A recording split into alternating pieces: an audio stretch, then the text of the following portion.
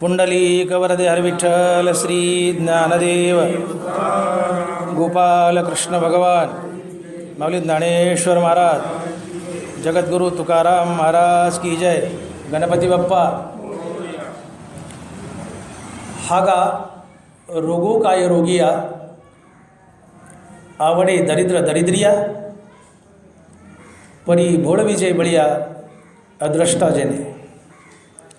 ग्रंथराज ज्ञानेश्वरी अध्याय क्रमांक 18. हागा रोगो काय रोगिया आवडे दरिद्र दरिद्रिया परी भोग विजय बळिया अद्रष्टा जेने. अखिल मानवजात एकाच भगवंताची लेकरं आहेत. मग तरीसुद्धा माणसात एवढी विषमता का दिसून येते? आम्ही जर एकाच भगवंताची लेकरं आहोत तर आमच्यात साम्यता दिसून यावी, समानता दिसून यावी, पण आमच्यात विषमता दिसून येते. आम्ही जर एकाच भगवंताची लेकरं आहोत तर आमच्यात विषमता का दिसून यावी? कोणी श्रीमंत तर कोणी गरीब, कोणी सुंदर तर कोणी कुरूप. प्रत्येकास वेगवेगळे रोग व वेगवेगळे भोग. कोणास प्रसिद्धी व पदे तर कोणास काहीच नाही. असं का व्हावं? आम्ही जर एकाच भगवंताची लेकरं आहोत तर आमच्यात विषमता का दिसून यावी? समानता असावी पण आमच्यात विषमता दिसून येते. असं का व्हावं? कोणी श्रीमंत तर कोणी गरीब, कोणी सुंदर तर कोणी कुरूप. प्रत्येकास वेगवेगळे रोग व वेगवेगळे भोग. कोणास प्रसिद्धी व पदे तर कोणास काहीच नाही. असं का व्हावं? तर याचं एकमात्र उत्तर आहे, ज्याचं त्याचं आपापलं वैयक्तिक प्रारब्ध, आपापलं नशीब. याची साक्ष तुकोबराय देतात. महाराज म्हणाले, कुंभ अवघा एक आवा पाकी एकी गू फेडावा. ऐसे भिन्न भिन्न साठे केले प्रारब्धाने वाटे. हिरे दगड एक खाणी कैचे विजातीला पाणी. तुका म्हणे श्री एक एकाची पायरी. तुकोबराय सांगतात की कुंभाराच्या आव्यामध्ये एकाच मातीपासून घडवलेली समान गाडगे असतात, परंतु त्या गाडग्यापैकी काही गाडगे स्वयंपाकाला जातात तर काही गाडगे गू भरायला जातात. शब्द महाराजांचा आहे. कुंभ अवघा एक आवा पाकी एकी गू फेडावा. एकाच मातीपासून घडलेली गाडगे, समान गाडगे, समान मातीपासून घडलेले आहेत, पण यातली काही गाडगे स्वयंपाकाला जातात, काही गाडगे स्वयंपाकाला जातात आणि काही गाडगे गू भरायला जातात. पाकी एकी गू फेडावा. तुकोबराय बोलतात, काही स्वयंपाकाला जातात तर काही गू भरायला जातात. असं का? तर हे त्या गाडग्याचं आपापलं वैयक्तिक प्रारब्ध, आपापलं वैयक्तिक नसीब. हिरा आणि दगड एकाच खाणीत सापडतो, पण हिरा राजाच्या मुकुटात बसतो, देवाच्या मुकुटात बसतो. दगड पायरीला बसतो आणि पायाखाली तुडवल्या जातो. एकाच खाणीत सापडतात हिरा आणि दगड, पण एक कुठं गेला? हिरा राजाच्या मुकुटात गेला, देवाच्या मुकुटात गेला. दगड त्याच खाणीतला पण पायरीला गेला आणि पायाखाली तुडवल्या गेला. याचं कारण काय? तर महाराज म्हणाले, हेही त्या दगडाचं आणि हिऱ्याचं आपापलं वैयक्तिक प्रारब्ध. ऐसे भिन्न भिन्न साठे केले प्रारब्धाने वाटे. जसं हिरा आणि दगड एकाच खाणीत सापडतात, पण एक राजाच्या मुकुटात जातो, देवाच्या मुकुटात जातो. हिरा राजाच्या मुकुटात जातो आणि दगड पायरीला जातो आणि तुडवल्या जातो. हे त्यांचं आपापलं वैयक्तिक प्रारब्ध. तसं माणसातही प्रारब्धानं नशिबानं वाटणी केली आहे. ऐसे भिन्न भिन्न साठे केले प्रारब्धाने वाटे. कोणास श्रीमंती तर कोणास गरिबी, कोणी सुंदर तर कोणी कुरूप. प्रत्येकास वेगवेगळे रोग व वेगवेगळे भोग. कोणास प्रसिद्धी व पदे तर कोणास काहीच नाही. असं का? तर प्रारब्धानं ज्याचे त्याचे भिन्न भिन्न वाटे केलेत माणसात. हे ज्याचं त्याचं आपापलं वैयक्तिक प्रारब्ध असतं, नशीब असतं. गदी माडगुळकरांचं एक सुप्रसिद्ध भावगीत आहे. मुखी कुणाच्या पडते लोणी, कुणामुखी अंगार, विठ्ठला तू वेडा कुंभार. घटाघटांचे रूप आगळे, प्रत्येकाचे दैव वेगळे. मुखी कुणाच्या पडते लोणी, कुणामुखी अंगार, विठ्ठला तू वेडा कुंभार. प्रत्येकाचे दैव वेगळे. कुणाच्या तोंडात विस्तव पडतो तर कुणाच्या तोंडात लोणी पडतं. असं का? तर प्रत्येकाचे दैव वेगळे. हे ज्याचं त्याचं आपापलं भिन्न भिन्न प्रारब्ध. एकाच भगवंताची लेकरं आहोत आम्ही, आणि एकाच बापाची एकाच भगवंताची लेकरं असूनही मग आमच्यात विषमता का? हे ज्याचं त्याचं भिन्न भिन्न प्रारब्ध, भिन्न भिन्न नसीब. एकच पाणी मिरचीला दिलं तिखट बनतं, तेच पाणी उसाला दिलं गोड बनतं, तेच पाणी कारल्याला दिलं कडू बनतं. एकाच पाण्यामध्ये वेगवेगळ्या अन्न पदार्थानुसार विषमता दिसून येते. तसं प्रारब्धानुसार माणसात विषमता दिसून येते. कोणी श्रीमंत तर कोणी गरीब, कोणी सुंदर तर कोणी कुरूप. प्रत्येकास वेगवेगळे रोग व भोग. कोणास प्रसिद्धी व पदे तर कोणास काहीच नाही. याचं एकमात्र उत्तर जर काय असेल तर आज दोन्ही संत ज्ञानोबा आणि तुकोबा दोघंही सांगतात याचं उत्तर आपापलं भिन्न भिन्न प्रारब्ध, आपापलं भिन्न भिन्न नसीब.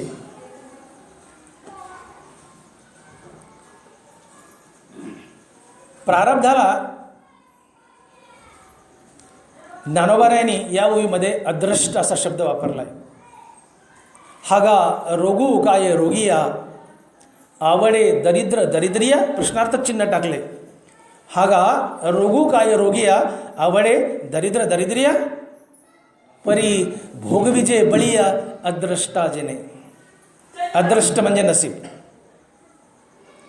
अदृष्ट, नशिबाला अदृष्ट म्हटले, प्रारब्धाला अदृष्ट म्हटले ज्ञानोबारायांनी.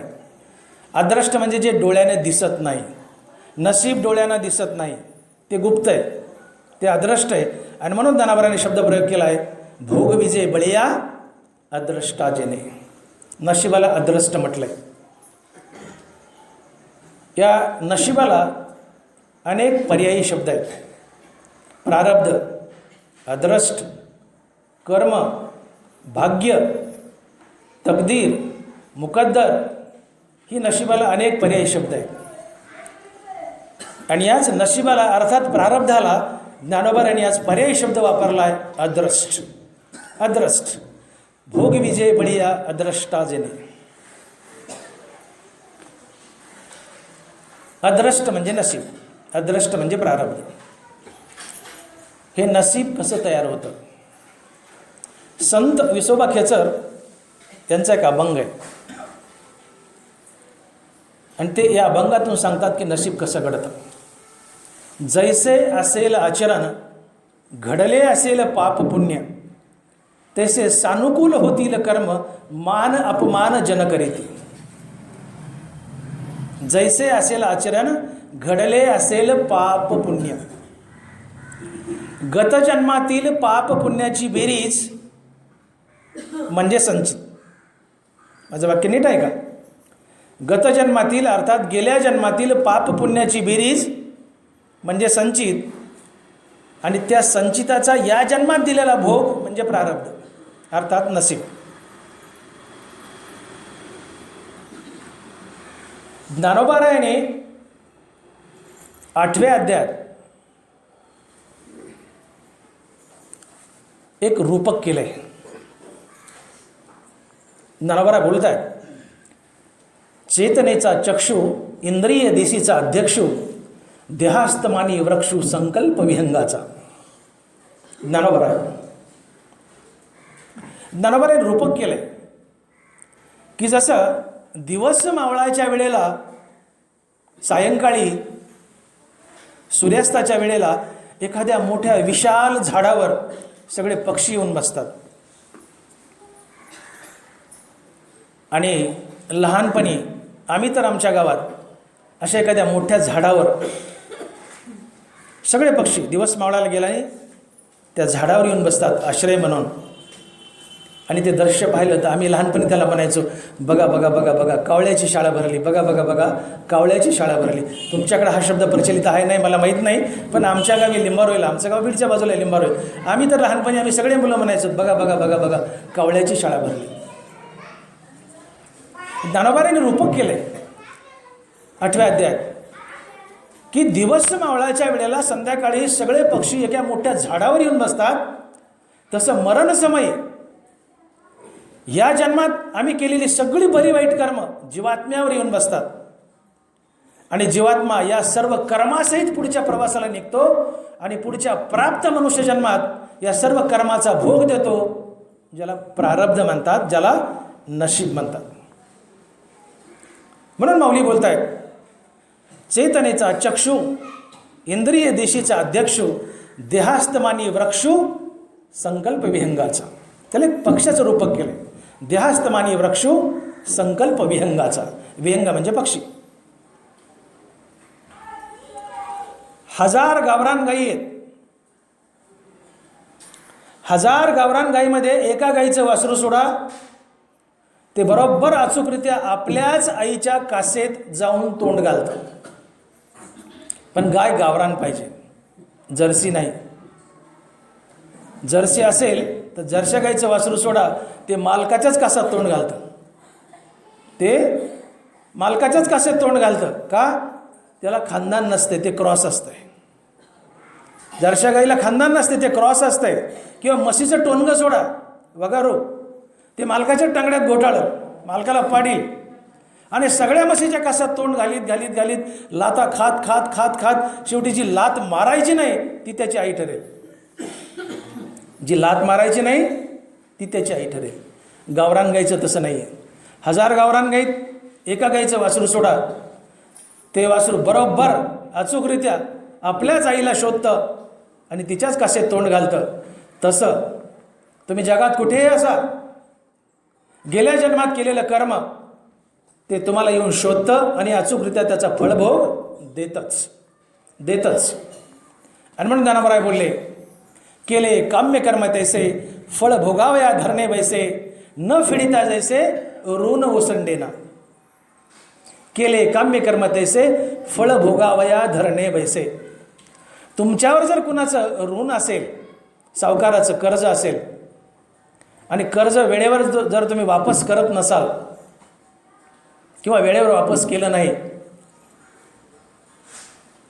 तर सावकार तुमच्या दारात मेक मोगरी घेऊन बसतो, खळं घेऊन बसतो, चल काढ माझे पैसे. धरणं घेऊन बसतो, धरणं पारणं, चल काढ माझे पैसे. राहिले मुद्दल व्याज तरी दे, काढ माझे पैसे. बरोबर बोलतात. केले काम्य कर्म तैसे फळ भोगावया धरणे बैसे न फिडिता जैसे ऋण ओसंडेना. जसा सावकार कर्ज मिळावं, वापस द्यावं म्हणून त्या माणसाच्या दारात धरणं पारणं घेऊन बसतो, तसं ते कर्म तुमच्या दारात धरणं पारणं घेऊन बसतं. भोग मला, भोग मला, भोग मला. मग ते चांगलं असो की वाईट असो, त्याचा फळभोग द्यावाच लागतो. आणि म्हणून या कर्माला ज्ञानोबा बलवान असा शब्द प्रयोग करतात. भोग विजय बळिया अद्रष्टा जेणे. ते धरणं पारणं घेऊन बसतं, ते बलवान आहे. हो, कर्म हातून घडलं की त्याचा फळभोग द्यावाच लागतो. ते बलवान आहे, दारात येऊन बसतं. जसा सावकार दारात बसतो, काढ माझे पैसे, काढ माझं कर्ज, तसं कर्म दारात येऊन बसताना धरणं पारणं धरतं, मेघ मोगरी घेऊन चल भोग मला, चल भोग मला. असं बलवान आहे ते कर्म. तुमच्या पिच्छा सोडित नाही, तुमच्याकडून भोगूनच घेतं. आणि म्हणून ज्ञानोबा शब्द प्रयोग करतात, भोग विजय बळिया अद्रष्टा जने. नशीब मोठं बलवान आहे म्हणले. याची साथ तुकोबराय देत आहेत. तुका म्हणे प्रारब्धची गाडे काही न चले तयापुढे. ज्ञानोबा काय बोलले? भोग विजय बळिया अद्रष्टा जेने. तुकोबाराय म्हणतात, तुका म्हणे प्रारब्ध जी गाडे काहीही न चले तयापुढे. प्रारब्ध अर्थात नशीब अतिशय गाढ आहे. गाढ म्हणजे बलवान आहे. त्याच्यापुढं कुणाचंही काहीही चालत नाही. तुकोबारायांनी गाढ म्हटले, ज्ञानोबारायांनी बलवान म्हटले. भोग विजय बळिया अद्रष्टा जेने. हे दोन्ही महासंत सांगतायत की नशीब बलवान आहे, ताकदवान आहे, गाढ आहे. तुमच्या हातून कर्म घडलं की त्या कर्माची बेरीज, पाप पुण्याची बेरीज म्हणजे नसीब. आणि नसीब हा भोग तुमच्याकडून भोगूनच घेतं, कारण ते बलवान आहे. भोग विजय बळिया अद्रष्टा जेने. आम्हाला कसं जगवायचं हे आमचं नशीब ठरवतं. माझं वाक्य नीट आहे का? आम्हाला कसं जगवायचं हे आमचं नशीब ठरवतं. फक्त कसं वागायचं एवढंच आम्ही ठरवू शकतो. आम्हाला कसं जगवायचं हे नशीब ठरवतं. आणि नशीब जसं जसं जगवेल तसंच आम्हाला जगावं लागतं. त्यात आम्हाला बदल आणि हस्तक्षेप करता येत नाही. कर्म करण्याच्या बाबतीत आम्ही स्वतंत्र आहोत, पण फळभोगाच्या बाबतीत आम्ही परतंत्र आहोत. तिथं म्हणता येत नाही की मी चांगल्याच कर्माचा फळभोग घेईल आणि वाईट कर्माचा फळभोग घेणार नाही. हातून एकदा कर्म घडलं, कमानीतून बाण सुटला की तो निशाणा भेदतोच, अचूकरित्या निशाणा भेदतो. तसं हातून कर्म घडलं की ते सेव्हिंगमध्ये जमा होतं, डिपॉझिट म्हणून सेव्हिंगमध्ये जमा होतं आणि त्याचाही हे नशीब अचूकरित्या भोग देतच. तिथं म्हणता येत नाही मी चांगल्या कर्माचा भोग देईल आणि वाईट कर्माचा भोग देणार नाही.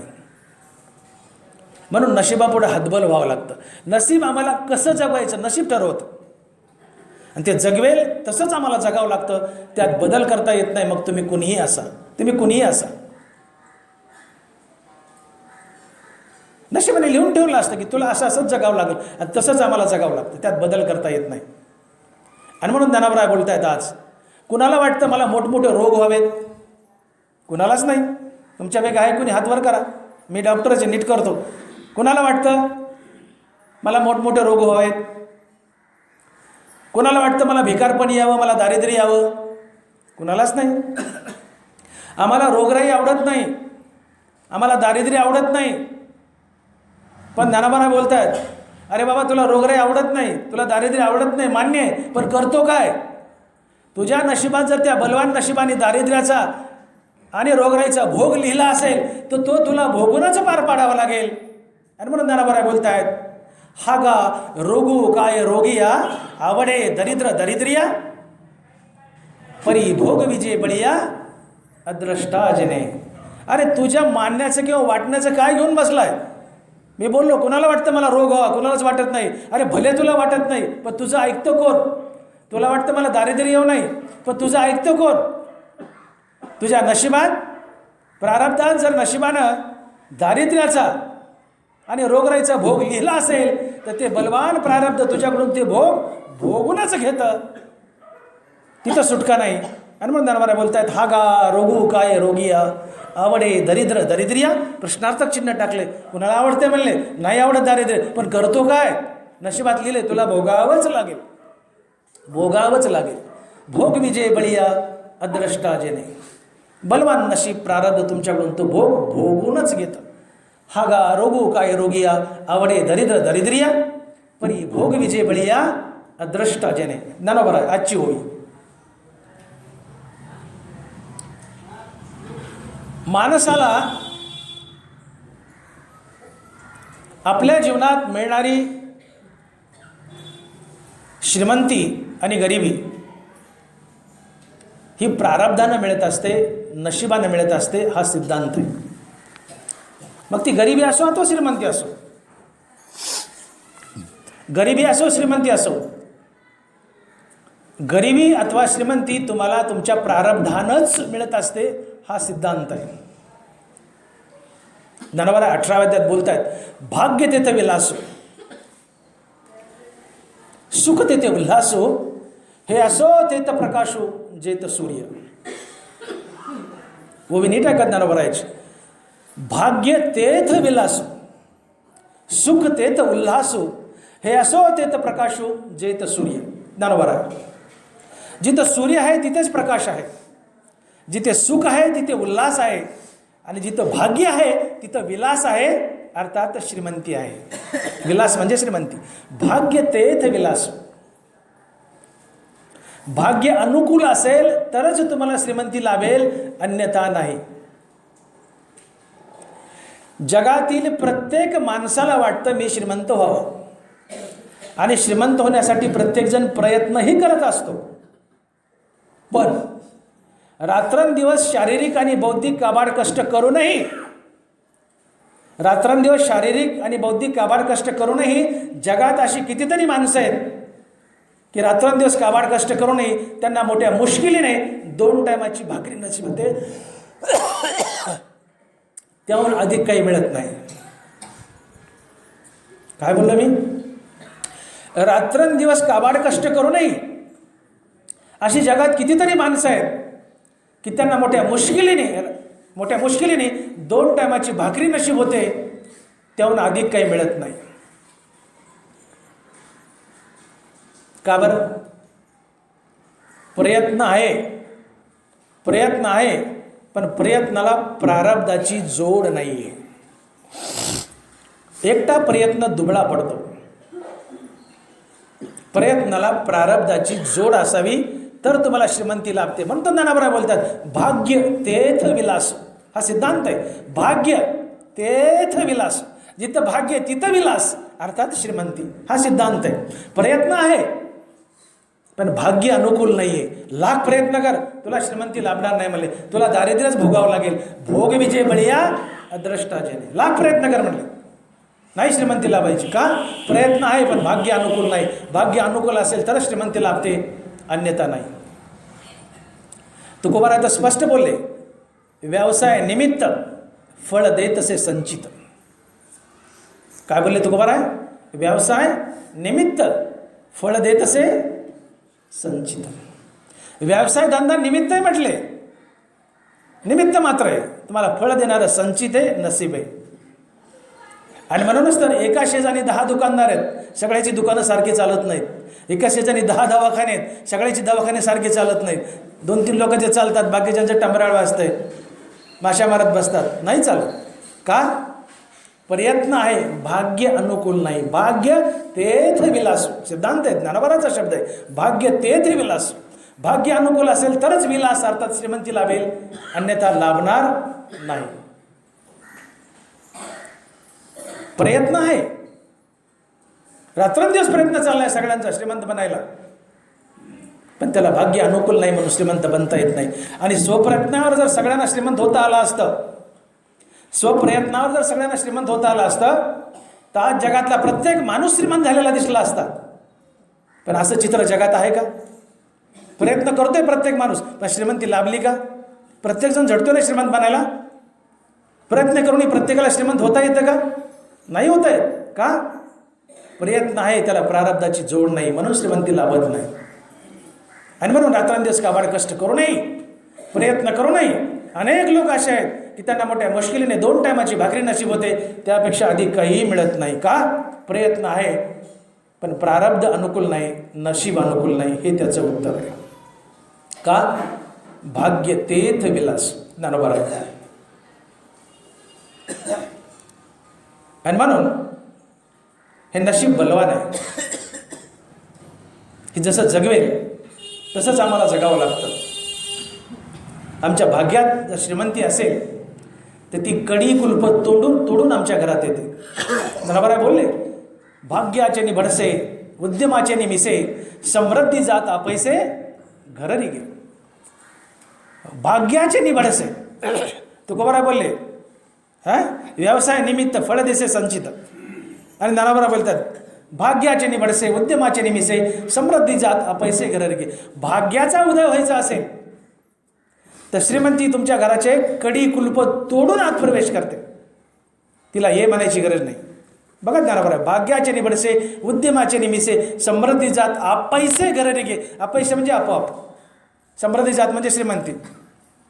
भाग्याचा उदय व्हायचा असेल, नसीब अनुकूल आहे, तर श्रीमंती धावत तुमच्या समोर येते, सलाम ठोकते, आणि माझा उपभोग घे म्हणते. का? प्रयत्न आहे त्याला भाग्य अनुकूल आहे. पण प्रयत्न आहे पण त्याला भाग्य अनुकूल नसेल तर लाख प्रयत्न करा, श्रीमंती लाभत नाही. हा सिद्धांत आहे. प्रयत्नाला प्रारब्धाची जोड असेल, अर्थात तुम्हाला भाग्य अनुकूल असेल, तर तुमच्या घरात श्रीमंती जसं नारळात आपोआप पाणी येतं तशी श्रीमंती तुमच्या घरात आपोआप चालत येते. तुम्हाला मी विचारतो, नारळ आपण फोडतो, नारळात पाणी कुठून आलं? तुम्ही म्हणताल आपोआप आलं बा, देवाने दिलं, नैसर्गिक आहे, आपोआप आले. ते का आम्ही घातले का कोणी घातले? नारळात पाणी कुठून आलं? आपोआप आलं. हां, जसं नारळात पाणी आपोआप येतं तसं भाग्य अनुकूल असेल तर जीवनातही श्रीमंती आपोआप येते. एकदा एक मनुष्य 2 दिवसाचा उपवास आहे, भूक लागली, गरीब माणूस आहे, जरा गावात फिरला पण कोणी भीक वाढली नाही, कारण ते गाव होतं वडवणी. कोणी भीक वाटली नाही कारण ते गाव होतं वडवणी. विनोद आहे, तुम्ही फार दानशूर माता मावल्यात. विनोद केला की हसायचं. काय म्हटलं मी? 2 दिवस गावात फिरला, कोणी भिक्षा वाढली नाही. का? ते गाव होतं वडवणी, त्याला कोणी भिक्षाच वाढली नाही. विनोद आहे. वैतागला, गावाच्या बाहेर गेला, कुठल्याही माऊलीने भिक्षा वाढली नाही. 2 दिवसाचा उपवास आहे. मी काय बोलतोय? भाग्य अनुकूल असेल तर श्रीमंती तुमच्या घरात कडी कुलप तोडून आत येते. त्याला हे म्हणायची गरज नाही, आपाप चालत येते. फक्त भाग्य अनुकूल असावं. माणूस 2 दिवसाचा उपवासी, सारा गावात फिरलाय, कोणी भीक वाढलं नाही, पोटात आग पडली आहे, वैतागला, बाहेर गेला आणि गावाच्या बाहेर जाऊन एक बोर दिसली, बोरीला दगड मारू लागला. पण नेमकं त्या बोरीच्या बाजूने एक रस्ता होता आणि त्या रस्त्याच्या बाजूने एका राजाची स्वारी चालली होती. याला दिसली नाही, भूक लागली, गळून गेलाय, याचं कुठं लक्ष नाही, बोरीकडे लक्ष, दगड मारतोय. राजाची स्वारी चालली, त्याला पताही नाही. बोरीला दगड मारता मारता एक दगड त्या राजाला चुकून लागला. राजाच्या मस्तकात दगड बसला, राजाचं डोकं फुटलं, भळबळ भळबळ भळबळ रक्त गळू लागलं. शिपाई पळाले आणि त्या माणसाला पकडलं, राजापुढे नेऊन उभा केलं. आणि हा राजाच्या पाय पडू लागला, गयावाया करू लागला. म्हणजे राजासाहेब मला क्षमा करा, मला क्षमा करा. 2 दिवसाचा मी उपवासी, साऱ्या गावात फिरलो, मला कोणी भीक नाही वाढली, पोटात आग पडली, 2 दिवसाचा उपवासी, भूक लागली, कुणीच देना म्हणून बोरं तरी खावेत म्हणून बोरीला दगड मारत होतो. चुकून एक दगड तुम्हाला लागला, मला क्षमा करा, मी मुद्दाम मारलं नाही, मला क्षमा करा, मला क्षमा करा. गयावाया करतोय. आता शिपाईला वाटलं की राजा याला नक्की भयानक मोठी शिक्षा देईल. राजाचं डोकं फुटले, साधा मनुष्य का, राजाचं डोकं फुटले, याला फार मोठी शिक्षा देईल असं शिपाईला वाटलं. राजाने मनात विचार केला, माझ्या राज्यात 2-2 दिवस माणसं उपाशी आहेत आणि मला पताही नाही, मी असला कसला राजा? माझ्या राज्यात 2-2 दिवस माणसं उपवासी आहेत आणि मला खबरही नाही, मला पताही नाही, मी असला कसला राजा? झाडाला दगड मारला, झाडाला इजा होते, दगड मारला, झाडाला दगड मारला, इजा केली तर त्या बदल्यात झाड फळ देतं.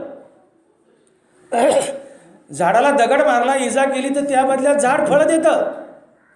यांनी मला इजा केली तर मी याला शिक्षा कशी देऊ? मी झाडापेक्षाही वाईट आहे का? मी झाडापेक्षाही वाईट आहे का? राजाला सद्बुद्धी फुटली. राजाने नौकराला, शिपायाला बोलवलं. अरे याला म्हणले आपल्या जहागीरमधली 10 एकर जमीन दान कर, 1 बैलगाडी 2 बैल दान कर. त्या माणसाला शिक्षा देण्याच्या ऐवजी 10 एकर जमीन दान केली, 2 बैलगाडी दान केली. जांगले सुखाने संसार कर पोटभर. भाग्य तेथ विलास. शिपायाला वाटलं राजाला मारून टाकेल, नाहीये, भाग्य अनुकूल होतं, मारलं नाही, जमीन दिली, बैलगाडी दिली. भाग्य तेथ विलास. नारळात पाणी कसं आलं? आपोआप आलं. या माणसाला 10 एकर जमीन कशी आली? आपोआप आली. का आली? भाग्य तेथ विलास. भाग्याचे निभडसे उद्यमाचे निमिसे समृद्धी जाता पैसे घर देखील. भाग्याचा उदय व्हायचा असेल ती कडी कुलप तोडून तुमच्या घरात प्रवेश करते, तिला हे म्हणायची गरज नाही. आणि भाग्य अनुकूल नसेल आणि अनुकूल नसताना जर श्रीमंती लबाडीने घरात आणलीच वाम मार्गाने, तर ती हत्तीने खाल्लेल्या कवटासारखी निघून जाते. काय बोललो मी? भाग्य अनुकूल नाहीये आणि तरी वाम मार्गानं, भ्रष्टाचारानं, लबाडीनं, नोकरीतून, व्यवहारातून, कुठं नाही, लबाडीनं, भ्रष्टाचारानं जर संपत्ती घरात आणलीच, भाग्य अनुकूल नसताना भ्रष्टाचारानं, तर ती हत्तीने खाल्लेल्या कवटासारखी निघून जाते. तुम्ही म्हणाल हा काय प्रकार आहे? तुम्ही हत्तीला कवट खाऊ घाला, प्रयोग करा. हत्तीला कवट खाऊ घाला आणि दुसऱ्या दिवशी हत्तीचं शेण चापून पहा. ते तसंच कवट अलगद हत्तीच्या गुदद्वारातून शेणात पडतं. ते कवट हातात घ्या, त्याला चापून पहा. त्याचं कवच पूर्णपणे शाबूत असतं, कुठेही तडकलं नाही, फुटलं नाही, काही नाही, पूर्णपणे शाबूत आहे. आता कवट फोडा, त्याच्या आतला मगज गायब झालेला असतो. त्याच्या आतला मगज गायब झालेला असतो. कवच बाहेरून शाबूत आहे, अलगद आहे, फुटलं नाही, पण आतला मगज गायब झालाय. तुम्ही हत्तीला कवट खाऊ घाला, बघा प्रयोग करून. हत्तीला कवट खाऊ घाला, ते तसंच्या तसं पाठीमागं पडतं त्याच्या शेणामध्ये. ते अजिबात तडकलं नाही, फुटलं नाही, काही नाही, पण न फुटताही आतला मगज गायब झालेला असतो. कसा गायब झाला? हत्तीने पचवला. कसा पचवला? उत्तर नाही. पचवला.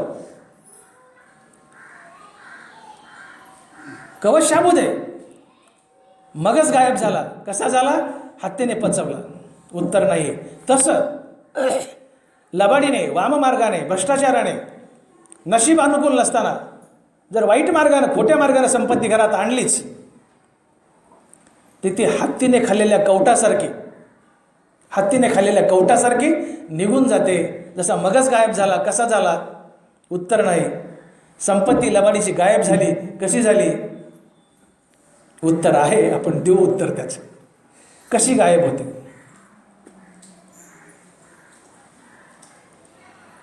एखादा मनुष्य, धनाबारा बोलले, निदैवाचे व्यवसाय तैसे ठाकती हातपाय, अमंत्र्या राज्याचे पर्याय बळाया. धनाबाराची होई आहे का? 13व्या अध्यायातली होई. निदैवाचे व्यवसाय, निदैवी आहे पण व्यवसाय सुरू केलाय. निदैवाचे व्यवसाय तैसे ठाकती हातपाय, अमंत्र्या राज्याचे पर्याय बळाया. राजा आहे पण त्याला मंत्रिमंडळ नाही. राज्य कोलमडीला येतं, राज्य चालत नाही. राज्य चालण्यासाठी मंत्रिमंडळ हवं. एकटा राजा काय करेल? काय काय पाहिजे? राजा आहे पण मंत्रिमंडळ नाही, राज्य मोडकळीस येतं. व्यवसाय आहे पण निदैवी आहे, भाग्य अनुकूल नाही, व्यवसाय सुद्धा मोडकळीला येतो, तो विकसित होत नाही. म्हणून त्यांना बरं बोलले, निदैवाचे व्यवसाय. निदैवी व्यवसाय टाकले पण निदैवाचे व्यवसाय तैसे ठाकती हातपाय, अमंत्र्या राज्याचे पर्याय बळाया. निदैवी कापड दुकान टाकले पण निदैवी, नशीब साथ देत नाही, नशीब अनुकूल नाही आहे. नशीब अनुकूल असावं लागतं. टाकले कापड दुकान, भारी दुकान टाकले पण निदैवी, दैव अनुकूल नाही, निदैवी. कापड दुकान टाकले, नाही चाललं, वैतागला. कापड दुकान बंद केलं, किराणा दुकान टाकलं पण निदैवी, भाग्य अनुकूल नाही, नाही चाललं, बंद केलं. वैतागून खताचं दुकान टाकलं, निदैवी, नाही चाललं, बंद केलं. शेती करायला लागला, ऊस लावला, दुष्काळ पडला, विहीर आटली, निदैवी, निदैवाचे व्यवसाय. वैतागून शेती करायला लागला, ऊस लावला, विहीर आटली, दुष्काळ पडला, विहीर आटली, भाग्य अनुकूल नाही, निदैवी, निदैवाचे व्यवसाय. शास्त्र सिद्धांत आहे, ज्ञानोबाचे शब्द आहेत. निदैवाचे व्यवसाय तैसे ठाकती हातपाय, अमंत्र्या राज्याचे पर्याय बळाया. राजाच्या मंत्रिमंडळात जर मंत्री नसतील तर राज्य मोडकळीला येतं. तसं मनुष्य निदैवी आहे आणि भाग्य अनुकूल नाही तर व्यवसाय धंदाही मोडकळीस येतो. आणि याने व्यवसाय धंदा मोडकळीला आलाय, निदैवी आहे, व्यवसाय धंदा मोडकळीला आलाय. आणि जर चुकून लबाडीनं, खोट्या मार्गानं त्या व्यवसायातून पैसा काढला किंवा कोणी नोकरीतून काढला भ्रष्टाचार करून, तर हा पैसा, मी बोललो, हत्तीने खाल्लेल्या कवटासारखा निघून जातो आणि हा कसा निघून जातो याचं सुंदर रूपक आणि उदाहरण नाथ महाराज भागवतात देत आहेत. जी माणसं लबाडीने, करप्शनने, भ्रष्टाचाराने, खोटं नाटक करून आपल्या घरात पैसा आणतात, या पैशाचा नाश करण्यासाठी 5 शत्रू टपलेले असतात. किती? 5. नाथ बोलले भागवतात, दायाद चोर राजा आगी, अधर्मे रोग संचरे अंगी, हे 5 जण 5 विभागी, द्रव्यनाशा लागी पावती. काय बोलतोय आपण?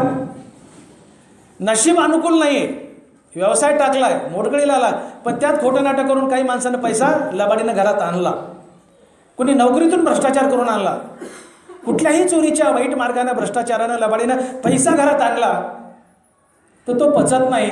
त्याचा नाश करण्यासाठी लक्ष्मी त्या अधर्मी माणसाच्या जीवनात 5 शत्रू सोडते. दायाद चोर राजा आगी, अधर्मे रोग संचरे अंगी, हे 5 जण 5 विभागी, द्रव्यनाशा लागी पावती. दायाद, या 5 शत्रूपैकी पहिला शत्रू आहे दायाद. दायाद या शब्दाचा अर्थ होतो आपले भाऊबंद आपल्या वाईटावर टपणे आणि आपल्या मुलाबाळाला दुर्बुद्धी फुटणे. दायाद, नाथ महाराज भागवतात सांगतात, आपले भाऊबंद आपल्या वाईटावर टपतात, त्यांना दुर्बुद्धी फुटते, आपल्या मुलाबाळाला, अवलादीला दुर्बुद्धी फुटते, ते वाईट मार्गाने वागतात आणि पैसा वाईट मार्गात खर्च करतात आणि लक्ष्मी अर्थात पैसा निघून जातो. बघा तुम्ही, 4 भाऊ असले आणि एखाद्या भावानं, मग ते कुठून असो, धंद्यातून असो, नोकरीतून असो, राजकारणातून असो, कुठूनही असो, वाममार्गाने जर गडगंज पैसा घरात आणला तर एक ना एक दिवस त्या भावाभावात यादवी माजते, त्या भावाभावात भांडण उभं राहतं आणि त्या पैशासाठी त्या भावाभावात लखाडोल भांडणं होतात, काट्याकुरड्या होतात. वेळप्रसंगी ज्याने तो कमवून आणलाय त्याचा खून करण्यापर्यंत प्रकरण जातं, मर्डर करण्यापर्यंत प्रकरण जातं. हा दायाद शत्रू इथपर्यंत नेऊन घालतो. दायाद. लक्ष्मी लबाडीने पैसा घरात आणणाऱ्या माणसाच्या अवलादीला दुर्बुद्धी फोडते, त्याला बाई बाटली ताटली अशा वाईट मार्गाकडे झुकवते, वाईट मार्गात पैसा खर्च करायला होते आणि निघून जाते.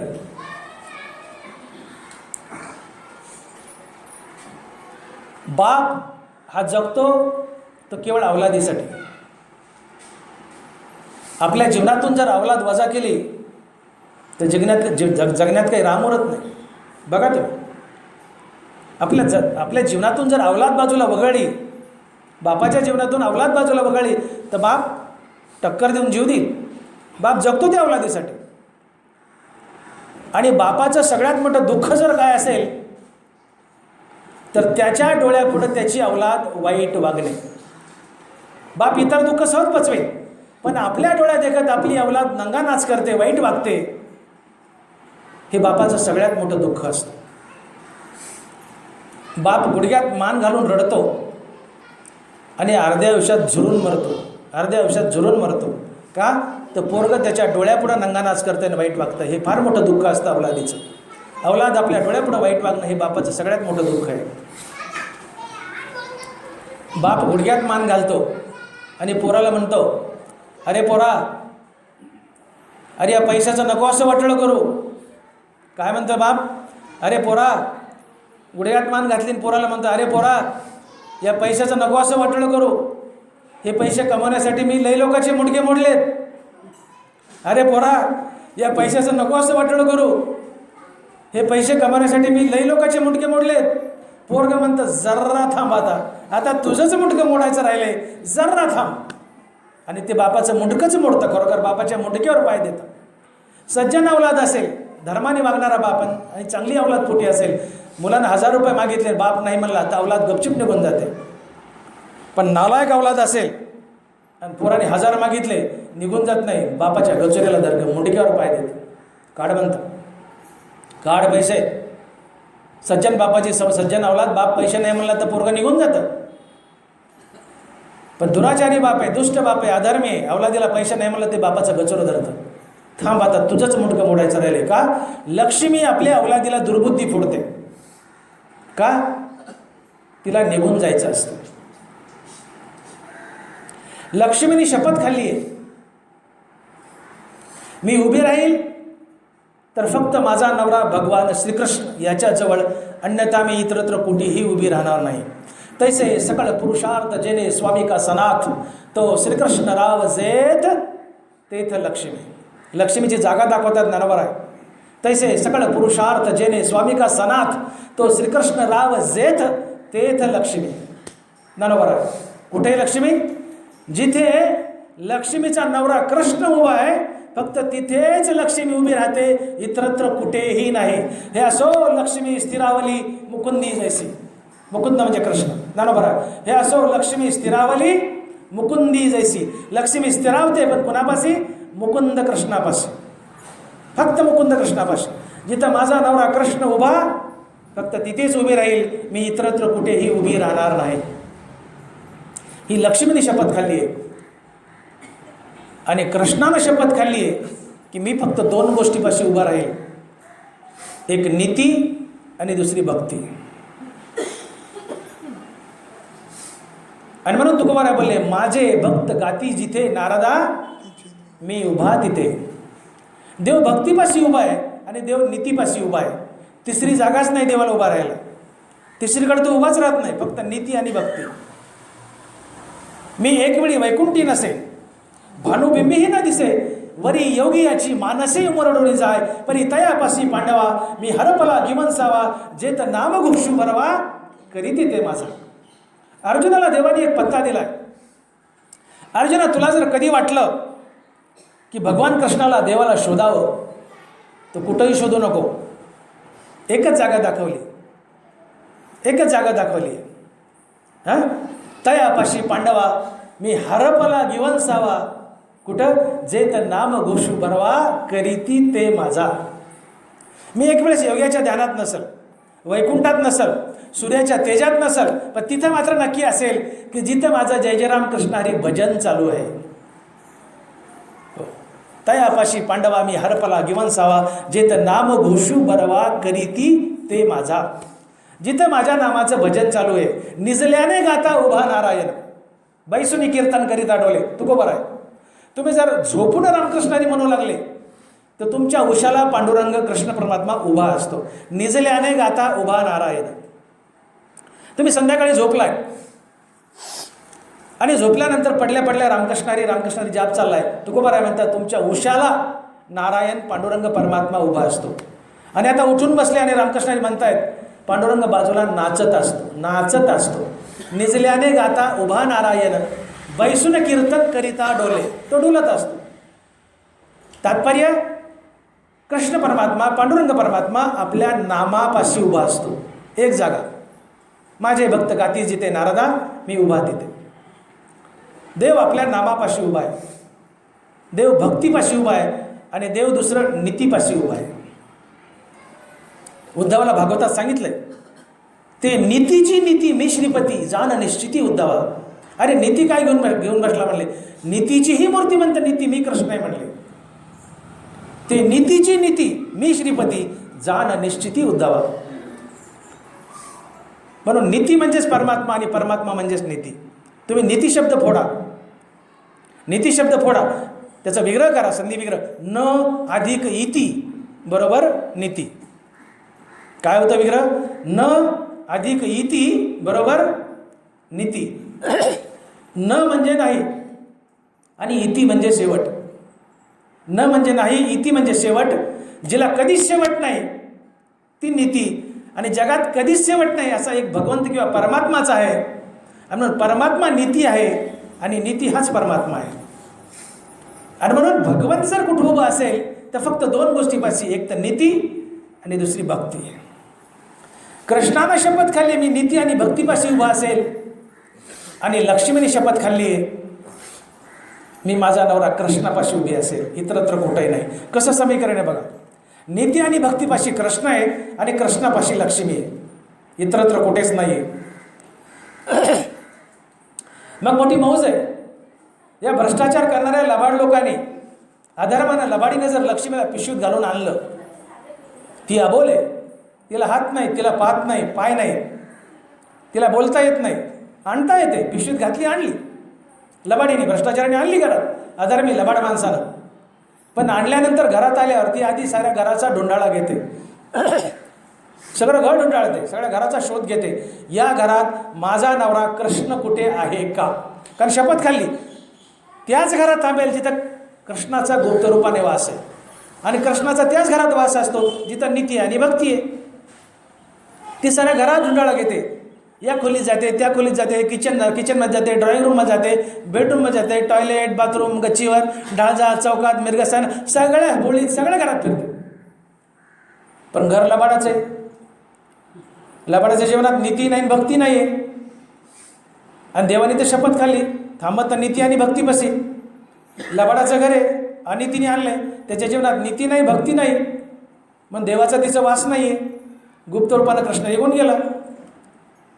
आणि या घरात तर मला आणलंय, नीती नाही, भक्ती नाही, म्हणून कृष्ण नाही आहे. आता कृष्ण नाही म्हणून मलाही राहायचं नाही. थांबेल तर कृष्णापाशी, नाही तर इतरत्र नाही आहे. मग लक्ष्मीला निघून जायचं आहे. तर कसं जायचं? तर मी बोललेलं मगाची 5 शत्रू मागे सोडते. त्यातला पहिला शत्रू आहे दायाद. दायाद आपले भाऊबंद आपल्या वाईटावर टपतात, आपलं धन लुबाडतात, वाईट मार्गात खर्च करतात, वेळ प्रसंगी भांडण, खुनापर्यंत, मर्डरपर्यंतही जातं. दायाद आपले भाऊबंद आपल्या वाईटावर टाकतात, संपत्ती लुटतात आणि आपल्याला कंगाल करतात, भिकाला लावतात. आणि लक्ष्मी आपल्या अवलादीला दुर्बुद्धी फोडते, बाई बाटली ताटली अशा वाईट मार्गाला झुकवते, पैसा वाईट मार्गात खर्च करायला लावते आणि निघून जाते. आणि शेवटी त्या बापाला कंगाल करते, भिकाला लावते. अशा प्रकारे लक्ष्मी निघून जाते. पहिला शत्रू दायाद. आणि शिवाय तो भ्रष्टाचारी मनुष्य वाईटच वागत असतो, खाण्यापिण्या सगळाच वाईट नाद असतो, त्याच्या हातून बरीचशी लक्ष्मी निघून जाते आणि शेवटी तो मनुष्य भिकाला लागतो. पहिला शत्रू दायाद. लक्ष्मी निघून जायचं, पण तिला पाय नाही, कसं जायचं? त्या 5 शत्रूंच्या मार्फत जाते. पहिला शत्रू दायाद, दुसरा शत्रू राजा, दुसरा शत्रू चोर. दायाद चोर. लबाडीने जर घरात धन आणलं तर त्याची चोरी होते, ते धन टिकत नाही. दायाद चोर. ज्या घरात चोरी होते बहुतांशी ते लबाडीचंच धन असतं, लबाडीचंच. कारण इमानदारीने अर्थात धर्मानं जर धन मिळवलं तर त्याची कधी चोरी होऊच शकत नाही, होऊच शकत नाही. कारण धर्म हा धनाचं कवच असतो. नाथराय भागवतात बोलताय, जयाचे द्रव्यासी जाण, नाही धर्माचे संरक्षण, ते काळेची होईक्षीण, तेची लक्षण हरी सांगे. नाथ महाराज होई पुन्हा आहे का? जयाचे द्रव्यासी जाण, नाही धर्माचे रक्षण, ते काळेची होईक्षीण, तेची लक्षण हरी सांगे. करुणी अतिसायास, जोडला अर्ध बहुवस, त्यासी अधर्मे आला नाश, तोची विलास हरी सांगे. धन मिळवलंय पण अधर्मानं, अधर्मच त्याचा नाश करतो. करुणी अतिसायात जोडला अर्थ बहुवस, त्यासी अधर्मे आला नाश, तोच विलास हरी सांगे. धन मिळवले पण अधर्मानं, अधर्मच त्याचा नाश करतो. या 5 शत्रू मार्फत दायाद चोर राजा आगे. आणि धर्माने मिळवले, नीतीने मिळवले तर धर्मच त्या धनाचे कवच बनतो आणि पिढ्याने पिढ्या त्या धनाचं रक्षणही करतो. म्हणून आपल्या धनाला धर्माचं कवच नेसवा. आपल्या धनाला धर्माचं कवच नेसवा. अर्थात धन धर्मानं, नीतीनं, इमानदारीनं मिळवा. कारण नीतीनं, इमानदारीनं धन मिळवलं, धर्मानं धन मिळवलं तर धर्मच त्या धनाचं कवच बनतो आणि पिढ्याने पिढ्या त्या धनाचं रक्षणही करतो. अधर्मानं धन मिळवलं तर अधर्मच त्याचं कवच बनतो आणि अधर्म त्या धनाचा नाश करतो. या 5 शत्रू मार्फत. आणि म्हणून ज्या घरात चोरी होते, इमानदारीचा पैसा असेल, धर्माचा, नीतीचा पैसा असेल, तुम्ही महिनाभर घर उघडं टाकून जा. महिनाभर माझ्यावर विश्वास ठेवाने टाका. चोरी गेलं तर मी भरून देईन. व्यासपीठावरून बोलतोय, व्यासपीठावरून बोलतोय. धर्माचं धन आहे, त्यात रुपया भ्रष्टाचाराचा नाही आहे. धर्मानं धन आणलं, धर्म त्याचं कवच बनतो. आणि पिढ्यानपिढ्या त्याचं रक्षणही करतो. हे धर्माचं धन तुम्ही महिनाभर दारं उघडे ठेवा आणि कुठं गावाला जा फिरायला, त्यातला रुपया सुद्धा चोरी होणार नाही. घर उघडं टाकून जा म्हणतो मी, उघडं. भगवंत किंवा लक्ष्मी चोराला दुर्बुद्धीच होऊ देणार नाही त्या घरात चोरी करण्याची. चोर शिरला तरी म्हणे साहेब आहेत का, नाहीत बा, कुणीच दिसत नाही. लक्ष्मी त्याला सद्बुद्धी फुडीला, चला होईल म्हण माघारी. कारण धर्म त्या धनावर बसलाय, तो धर्म त्याला परत हाकलतो. त्या धर्माला धनाचं रक्षण करायचं, धर्म त्याचं कवच बनतो. तुम्ही महिनाभर महाबळेश्वरला, गोव्याला, चारधाम यात्रेला कुठे फिरायला जा, कुठे फिरायला जा, घर उघडं टाकून कुलप न लावता धर्माचं धन असेल तर त्याच्यातला रुपया सुद्धा चोरी होणार नाही. का? धर्म धनाचे कवच असतो आणि तो त्याचं रक्षण करतो, धर्मानं मिळवलेलं असेल तर. पण तेच अधर्मानं जर मिळवलेलं असेल तर अधर्मच त्याचं कवच बनतो ना, अधर्मच त्याचा नाश करतो. आणि चोराला जाऊ जाऊ सांगतो तो अधर्म, अरे चल या घरात आहे डाव, हान हंडल्ला हान गुल्ला. तो अधर्म जाऊन सांगतो त्या चोराला, गुपित जाऊन त्याला दुर्बुद्धी फुटतो, चल अमक्या अमक्या घरात आहे अधर्माचं, चल. अधर्मच त्याचा नाश करतो. तुम्ही 50 खोल्यात कुंडून ठेवा धन, 50 खोल्याच्या आत कुलप लावून झोपा. चोर पटाईत असतात, बरोबर कुलप उघडत उघडत येतात आणि तुमच्या नरड्याला तलवार किंवा चाकू लावतात. चल काढ म्हणतात, चल काढ, नाही तर नरडा कापतो. सगळं द्यावं लागतं. का? अधर्माचं आहे. अधर्माला लागून चोरी असते, अधर्माच्या धनाला लागून चोरी असते, ती चोरी जातच. पहिला शत्रू दायाद, दायाद चोर, दुसरा शत्रू चोर. त्या अधर्माच्या धनाची चोरी होते, भ्रष्टाचाराच्या लबाडीच्या धनाची, वाईट मार्गाने धनाची चोरी होते आणि ते धन निघून जातं, तुम्हाला विकायला लावतं. दायाद चोर राजा, तिसरा शत्रू राजा. अधर्माच्या धनावर, लबाडीच्या धनावर इन्कम टॅक्सची धाड पडते. हे नाद बोलतायत भागवतात, माझ्या पदरचं काही नाही, फार सुंदर अध्याय. हो, 26वा 27वा काहीतरी अध्याय, तुम्ही भागवत वाचून बघा. हे नाथांचे शब्द आहेत सगळे. माझ्या पदरचं काही तुम्ही वाचत नाही ही अडचण आहे. हा नाथांचा अध्याय. दायाद चोर राजा आगी, तिसरा शत्रू. पहिला दायाद, दुसरा चोर, तिसरा राजा. लबाडीचं धन आहे, हरामखोरीने, लबाडीने, भ्रष्टाचाराने घरात आणले, त्याच्यावर इन्कम टॅक्सची धाड पडते. राजा किंवा इन्कम टॅक्सची धाड पडते किंवा राजा. मोदी साहेब नोटबंदी करतात, नोटबंदी होते, राजा आहे तो. ज्या दिवशी 8 नोव्हेंबरला नोटबंदी झाली त्या दिवशी देशाचा राजा काय असतो हे सगळ्या भारताला कळालं. नाही तर लोकांना मजाक वाटायचं, पंतप्रधान आपण तर मत दिलंय, आपल्यासारखंच आहे, येतं हेलिकॉप्टरने जातं हेलिकॉप्टरने. पंतप्रधान म्हणजे त्यांना काहीच वाटत नव्हतं. तो राजा असतो पंतप्रधान. आणि राजा काय असतो हा हिसका 8 नोव्हेंबरला सगळ्या भारताला कळाला, ज्या दिवशी मोदी साहेबांनी नोटबंदी केली. झाक गेली, झाक. गोदामाच्या गोदामं भरलेले तो लोकांकडं. तुमच्या आमच्याकडे नाही, आपण गरीब माणसं आहेत, पण ज्यांच्याकडे होते त्यांच्याकडे गोदामाच्या गोदामं भरले होते हजाराच्या नोटाने. पण ही बातमी टीव्हीवर आली आणि मोदी साहेब हिंदीत बोलले, आज से 1000 की नोट चलन में चालू नहीं रहेगी. त्यांच्या स्टाईलमध्ये बोलले. पायाखालची जमीन सरकली, जमीन. गोदामाच्या गोदामं भरले होते हजाराच्या नोटाचे. पैसा गंगेत व्हायला, गंगेत. अनेक लोकांनी जाळला, फाडला, पुरला. मोदी साहेबांनी आट घातली, फक्त 2.5 लाख बँकेत भरायचे, फक्त 2.5 लाख बँकेत भरायचे. त्याहून अधिक जर भरले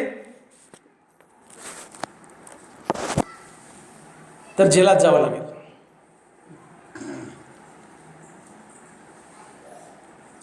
टप्पर झालं नाही कोणाची पैसे भरायला, टप्पर.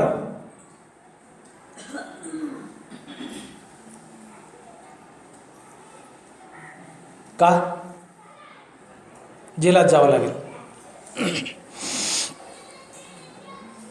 2.5 लाखाची आट घातली. हा राजा आहे. तुम्ही लाख अधर्माना आणा, ते पचत नाही. दायाद चोर राजा. चौथा शत्रू आगी. त्या धनाला आग लागेल आणि ते धन नाहीसं होईल. आणि 5वा शत्रू, दायाद चोर राजा आगी, अधर्मे रोग संचरे अंगी. हे 5 जण 5 विभागी, द्रव्यनाशा लागी पावती.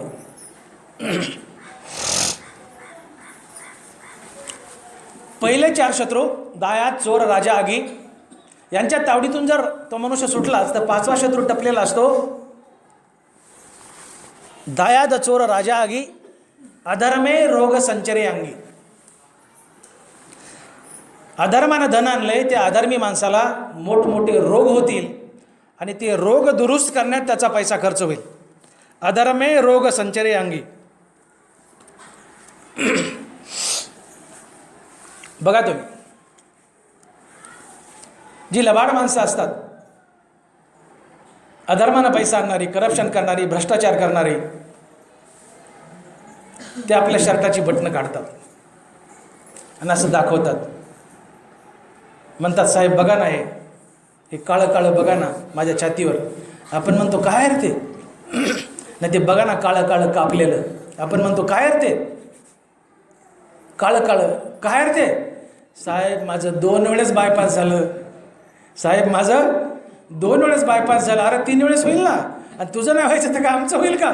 अधर्मे रोग संचरे अंगी. तुका म्हणे पापे इति रोगाचे रूपे. तुका म्हणे पापे इति रोगाचे रूपे. पाप केलंस, पाप रोग घेऊन घरात येईल. पाप रोग घेऊन घरात येईल. अधर्मे रोग संचरे अंगी, अधर्मे रोग संचरे अंगी. पहिले 4 शत्रू यातून जर सुटला, दायाद चोर राजा आगी, आपण बोललो दायाद चोर राजा आगी, या 4 शत्रूमधून सुटला तर 5वा शत्रू आहे, त्या अधर्मी माणसाला नाना प्रकारचे रोग होतात आणि ते रोग दुरुस्त करण्यात त्याचा सारा पैसा खर्च होतो आणि लक्ष्मी निघून जाते आणि शेवटी त्या माणसाला भिकाला लावते. अधर्मे रोग संचरे अंगी, हे 5 जण 5 विभागी, द्रव्यनाशा लागी पावते. म्हणून सावध व्हा. देवाला दूध पिता खुळा बाळ समजू नका. देव काही बोळ्यानं दूध पित नाही. देवानं काही सिद्धांत घालून दिले. आम्हाला वाटतं कुठं देव पाहायला आलाय आणि आम्ही करतोय ते कुठं देव पाहतोय. केव्हा देवाला पता लागायचा आणि देव तरी आलाय कुठं बघायला? कुणी देव तरी पाहिलाय आणि देव तरी कधी आलाय? ननबराय बोलले, जयाचे आकारा विनाशने, हे गगनाहून जुने, जे आगवीची आगवेपणे देखत असे. हे गगनाहून जुने, परमाणूहून साने, जो आगवेची आगवेपणे देखत असे. परमात्मा गगनाहून जुना आहे म्हणले, परमाणूहून लहान आहे आणि एका वेळी सगळ्या जगात कुठं काय चाललंय तो पाहू शकतो. तुम्ही टेबलाच्या वरून घ्या नाही तर टेबलाच्या खालून घ्या, त्याची नजर तुमच्यावर असते. त्याची नजर तुमच्यावर असते. हे गगनाहून जुने, परमाणूहून साने, आगवेची आगवेपणे देखत असे. एका वेळी जगात कुठं काय चाललंय तो पाहू शकतो.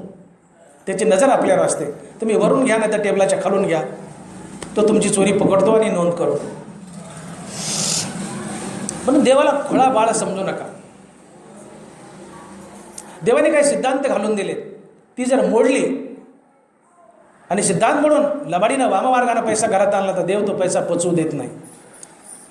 देवाने स्पष्ट सांगितले, नाथ बोलतात भागवतात, स्वये शिनता अहोराती, अद्रष्टा वेगळी अनुभरी प्राप्ती, कदा न चढे कोणाचे हाती, हे साधक जाणती संज्ञा. काय म्हटले? स्वये शिनता अहोराती, अद्रष्टा वेगळी अनुभरी प्राप्ती, कदा न चढे कोणाच्या हाती, हे साधक जाणती संज्ञा. अद्रष्टा वेगळी अनुभरी प्राप्ती, नशिबाशिवाय फुटकी कवडीही आगाव मिळणार नाही आणि लबाडीने मिळवलीच तर ती टिकणार नाही. का? या 5 शत्रूमार्फत तिचा नाश होईल. दायाद चोर राजा आगी, अधर्मे रोग संचरे अंगी, हे 5 जण 5 विभागी, द्रव्यनाशा लागी पावती. आणि म्हणून एका शायरानं मोठं सुंदर म्हटलंय, भाग्य से पहले, समय से पहले और भाग्य से ज़्यादा किसी को कुछ भी नहीं मिलता, आणि मिल ही गया लबाडी से तो वो टिकता नहीं. या 5 शत्रूमार्फत ती संपत्ती निघून जाते. पैशाची वाट एक असते. पैशाची वाट एक असते. आता बघा, मला वडवणीला यायचं आहे, तुमच्या गावात मी प्रवचनाला आलो, मला यायला अनेक वाट आहेत, घाटसावडी मार्गे, इकडून हिवरापाडी देवळा मार्गे, इकडून तेलगाव मार्गे, माजलगाव मार्गे, इकडं काय गाव असेल देवडी बिवडी या मार्गे मी कुठून येऊ शकतो वडवणीला.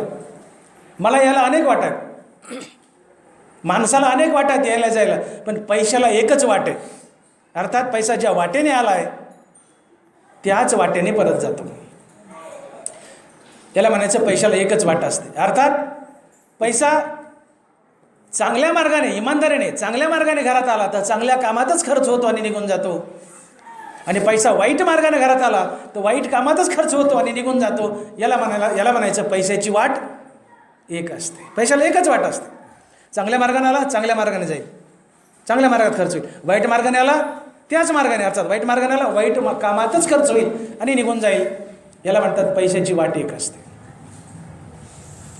मग माझ्या एवढ्या बोलण्यात एक लक्ष घ्या, बाप जर आपल्या अवलादीसाठी जगत असेल आणि लबाडीने पैसा जर घरात आणला आणि त्या लक्ष्मीला जायचं नाही का, त्या लबाडाच्या घरात नीती नाही, भक्ती नाही म्हणून कृष्ण नाही, कृष्ण नाही म्हणून लक्ष्मीला जायचं नाही. कारण कृष्णाने शपथ खाली थांबेल तर नीती आणि भक्तीपाशी, लक्ष्मीने शपथ खाली थांबेल कृष्णापाशी. नीती नाही भक्ती नाही लबाडाच्या घरात म्हणून कृष्ण नाही, कृष्ण नाही म्हणून लक्ष्मीला जायचे. तिला तर आणले लबाडाने पण लक्ष्मीला जायचे, कृष्ण नाही म्हणून. तर ती पहिला डोळा कोणावर ठेवते? तुमच्या अवलादीवर. त्याला दुर्बुद्धी फोडते, त्याला वाईट मार्गाला लावते, वाईट मार्गाला लावते, वाईट वागायला लावते, निघून जाते. मग घडगांच्या पैसा लबाडीने आणला पण अवलादच वाईट वागू लागली, त्या पैशाचं करायचं का?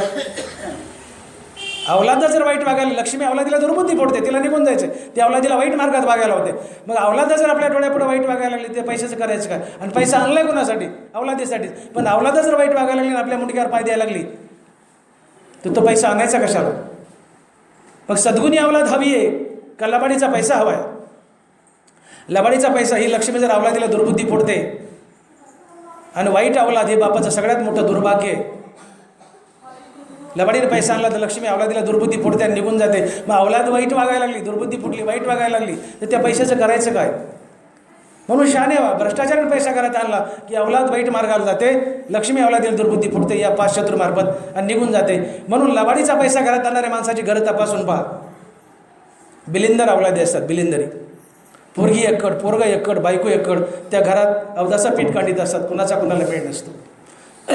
श्रीमंत लबाडाच्या अवलादी तपासून पहा, अतिशय वाईट असतात. गरिबाच्या अवलादी तपासून पहा, पैसा नसेल पण सद्गुणी असतात. अधर्मी माणसाच्या अवलादी तपासा, गडगंचे पैसा आहे पण नालायक अवलादी आहेत. आणि पोटी नालायक अवलादी येणं हे बापाचं सगळ्यात मोठं दुःख आहे. जगता कोणासाठी? आणि म्हणून गतजन्मात तुम्ही गडगंचे पुण्य केलंय आणि त्या पुण्याच्या बळावर भाग्य घेऊन आलात आणि या भाग्यानं तुम्ही या जन्मात श्रीमंत झालात. माझं वाक्य पुन्हा ऐका. तुम्ही गतजन्मातले पुण्यवान आहात, पुण्याच्या बळावर भाग्य घेऊन आलात या जन्मात आणि या भाग्याने तुम्हाला श्रीमंती लाभली. पण या श्रीमंतीला, या भाग्याला या जन्मातल्या नीतीची संगती द्या, तर ते भाग्य वरचेवर बळावतं आणि चिरकाल टिकतं. आणि या भाग्याला जर तुम्ही अनितीची संगत दिली तर हे भाग्य, हे नशीब तुमच्यावर रुजतं आणि तुमच्या श्रीमंतीला उतरती कळा लागते आणि एक ना एक दिवस तर मनुष्य भिकायला लागतो. आणि म्हणून ज्ञानोबा बोलले, अद्रष्ट झाली या उदासू, पालटे श्रीमंताचा विलासू, पुनवे पाटी शीतांशू, पालटे जैसा. अद्रष्ट म्हणजे नसीब. अद्रष्ट झाली या उदासू, पालटे श्रीमंताचा विलासू, पुनवे पाटी शीतांशू, पालटे जैसा.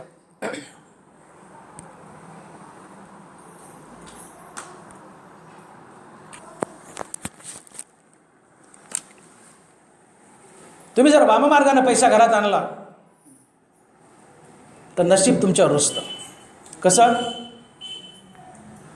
गेल्या जन्मात तुम्हाला श्रीमंती लाभली, गेल्या जन्मात तुम्ही सत्कर्म केलेत, त्या सत्कर्माच्या बळावर या जन्मात भाग्य घेऊन आलात, गेल्या जन्मातले पुण्यवान आहात, या जन्मात तुम्ही भाग्य घेऊन आलात, या भाग्याच्या बळावर तुम्हाला श्रीमंतीही लाभली.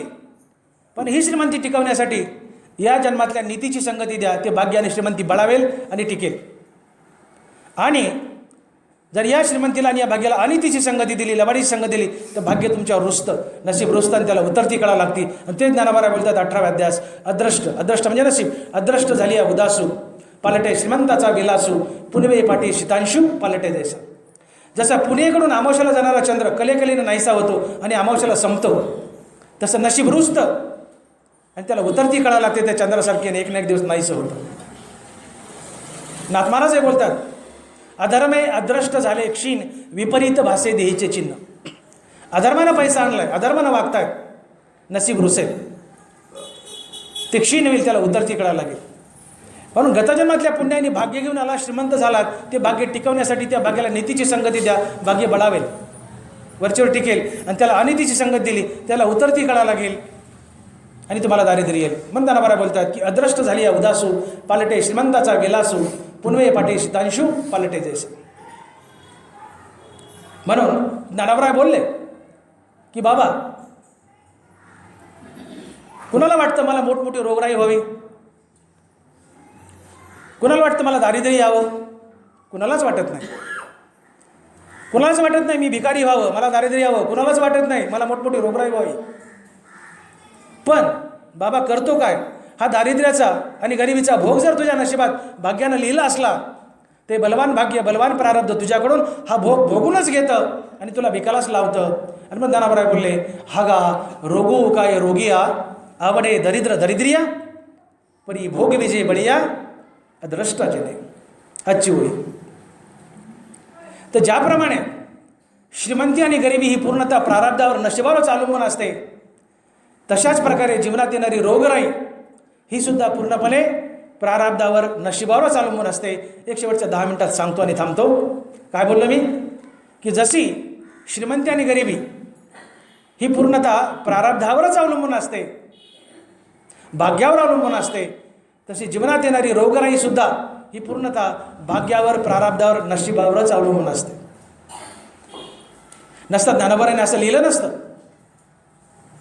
काय लिहिलं ज्ञानोबरायाने, का ललाटीचे लिहिले न मोडेगा काही केले, काळे गोरे पण धुतले फिटवणे.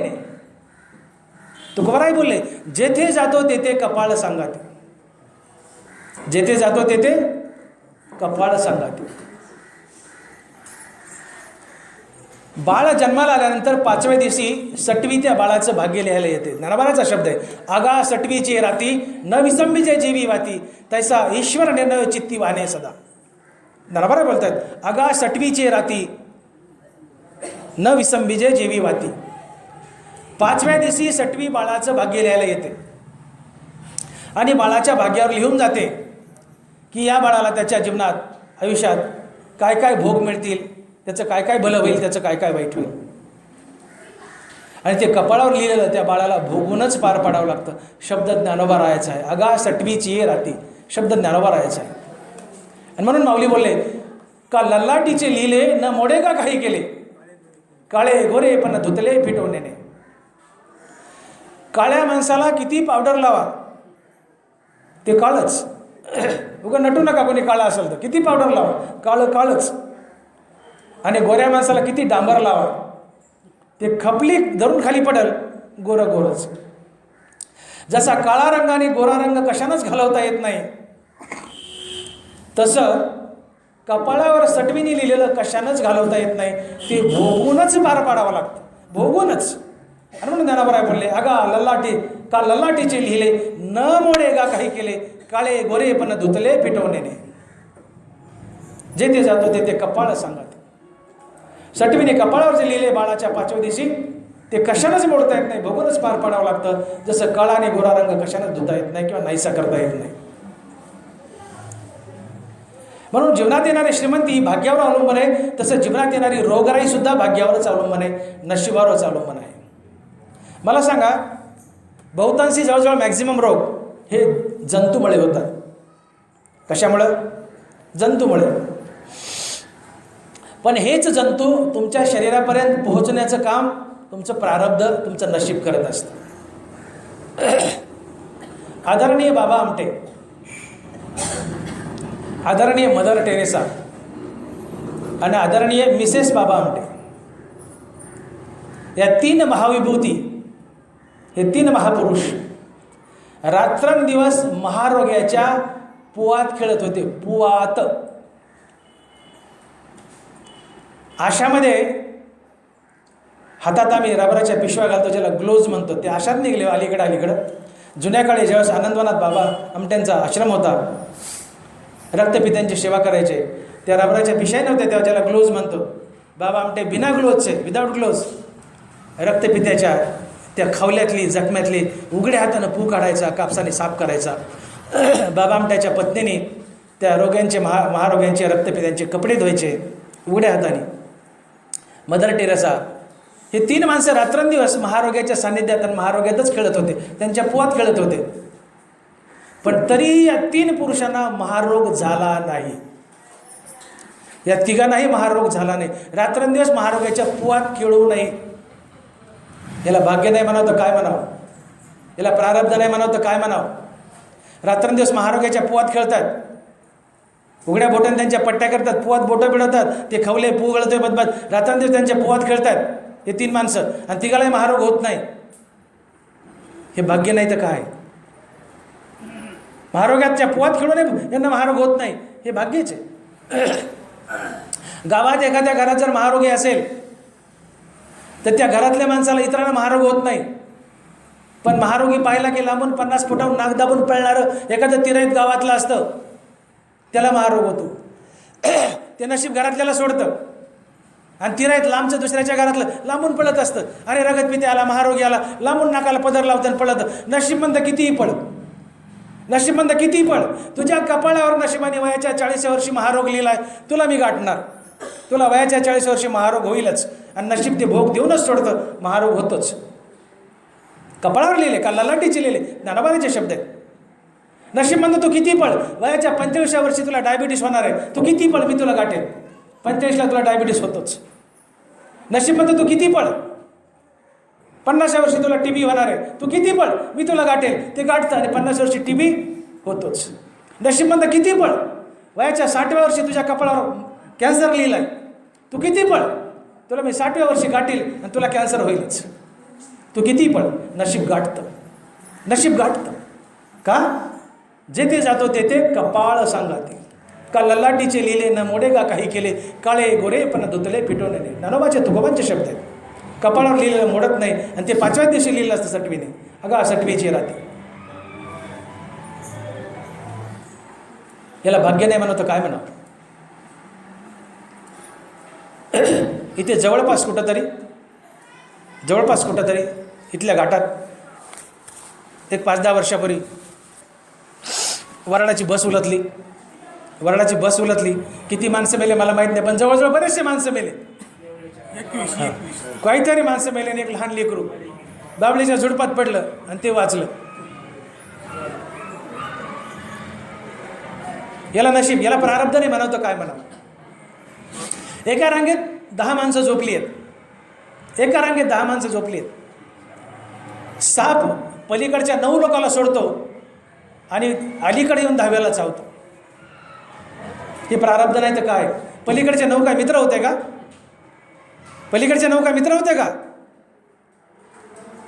पण पलीकडच्या 9ला सोडलं ना, अलीकडे आला, त्यांना क्रॉस करून अलीकडे आला आणि 10व्याला चावला. हे प्रारब्ध नाही तर काय. साप कुणालाही चावत नाही. साप कुणाला चावतो? ज्ञानोबांनी 13व्या अध्यायात लिहिलंय, वैर जन्मांतरीचे सर्पा मनोनी न वचे. 2 माणसं आहेत, ते बंद केलं तर बरोबर. थोडं जा एक जण, कोणतरी जा बरं एक जण. वैर, आवाज तरी कमी करायला सांगा. वैर जन्मांतरीचे सर्पा मनोनी न वचे. 2 माणसं आहेत, आवाज कमी करा म्हणा. 2 माणसं आहेत, इकडे बघा. 2 माणसं आहेत. साप कुणाला चावतो हे मी सांगतोय. 2 माणसं आहेत, आयुष्यभर एकमेकाशी वैर करून जगले आणि वैर करून मेले. त्यातला पुढच्या जन्मात एक माणूस झाला आणि दुसरा साप झाला. तो माणूस ज्या गावात असेल त्या गावात तो साप शोधत जातो आणि त्या माणसाला चावतो. साप कुणालाही चावत नाही. साप कुणालाही चावला असता तर जगात एकही माणूस जिवंत राहिला नसता. दिसला माणूस की चावला, दिसला माणूस की चावला. अहो तुम्ही शेतकरी आहेत, गंजीमध्ये कडबा काढताना हातात पेंडीच साप येतो, पेंडीच साप येतो, नाही चावत. शेतात उन्हाळ्यात तुम्ही जागलीवर झोपतात, अंगावून साप जातो, नाही चावत. कापूस असताना पायात साप घोटाळतो, नाही चावत. त्याला काय अवघड आहे का चावायला? चावायचं म्हणलं, पण त्याला अज्ञान असते. का? त्याला नेमून दिलं आहे भगवंतानं की गेल्या जन्मात ज्याच्याशी तुझं वैर होतं फक्त त्यालाच चाव. साप रूपातलं वैर नाही, माणूस रूपातलं. दोन माणसं आहेत, आयुष्यभर वैर करून जगले, वैर करून मेले. त्यातला एक बैल झाला आणि एक साप झाला. तो बैल ज्या गावात असेल त्या गावात साप शोधत जातो आणि बरोबर त्याच बैलाला चावतो. 10 बैल चालतात, सगळ्याला सोडतात, बरोबर त्याला चावतो ज्याच्याशी वैर आहे. हे प्रारब्ध नाही तर काय? म्हणून कोणाशी वैर घेऊन जगू नका, वैर घेऊन मरू नका. समोरच्याने वैर बांधलं तर मला तुझ्या पाया पडतो, तुला वैर ठेवायचं ठेव, पण माझ्याकडून वैर नाही आहे. कारण पुढच्या जन्मात ते साप झालं तर बरोबर आपल्याला येऊन चावल, ते बरोबर आपल्याला चावल. म्हणून कोणाचं वैर घेऊन जगू नका, वैर घेऊन मरू नका.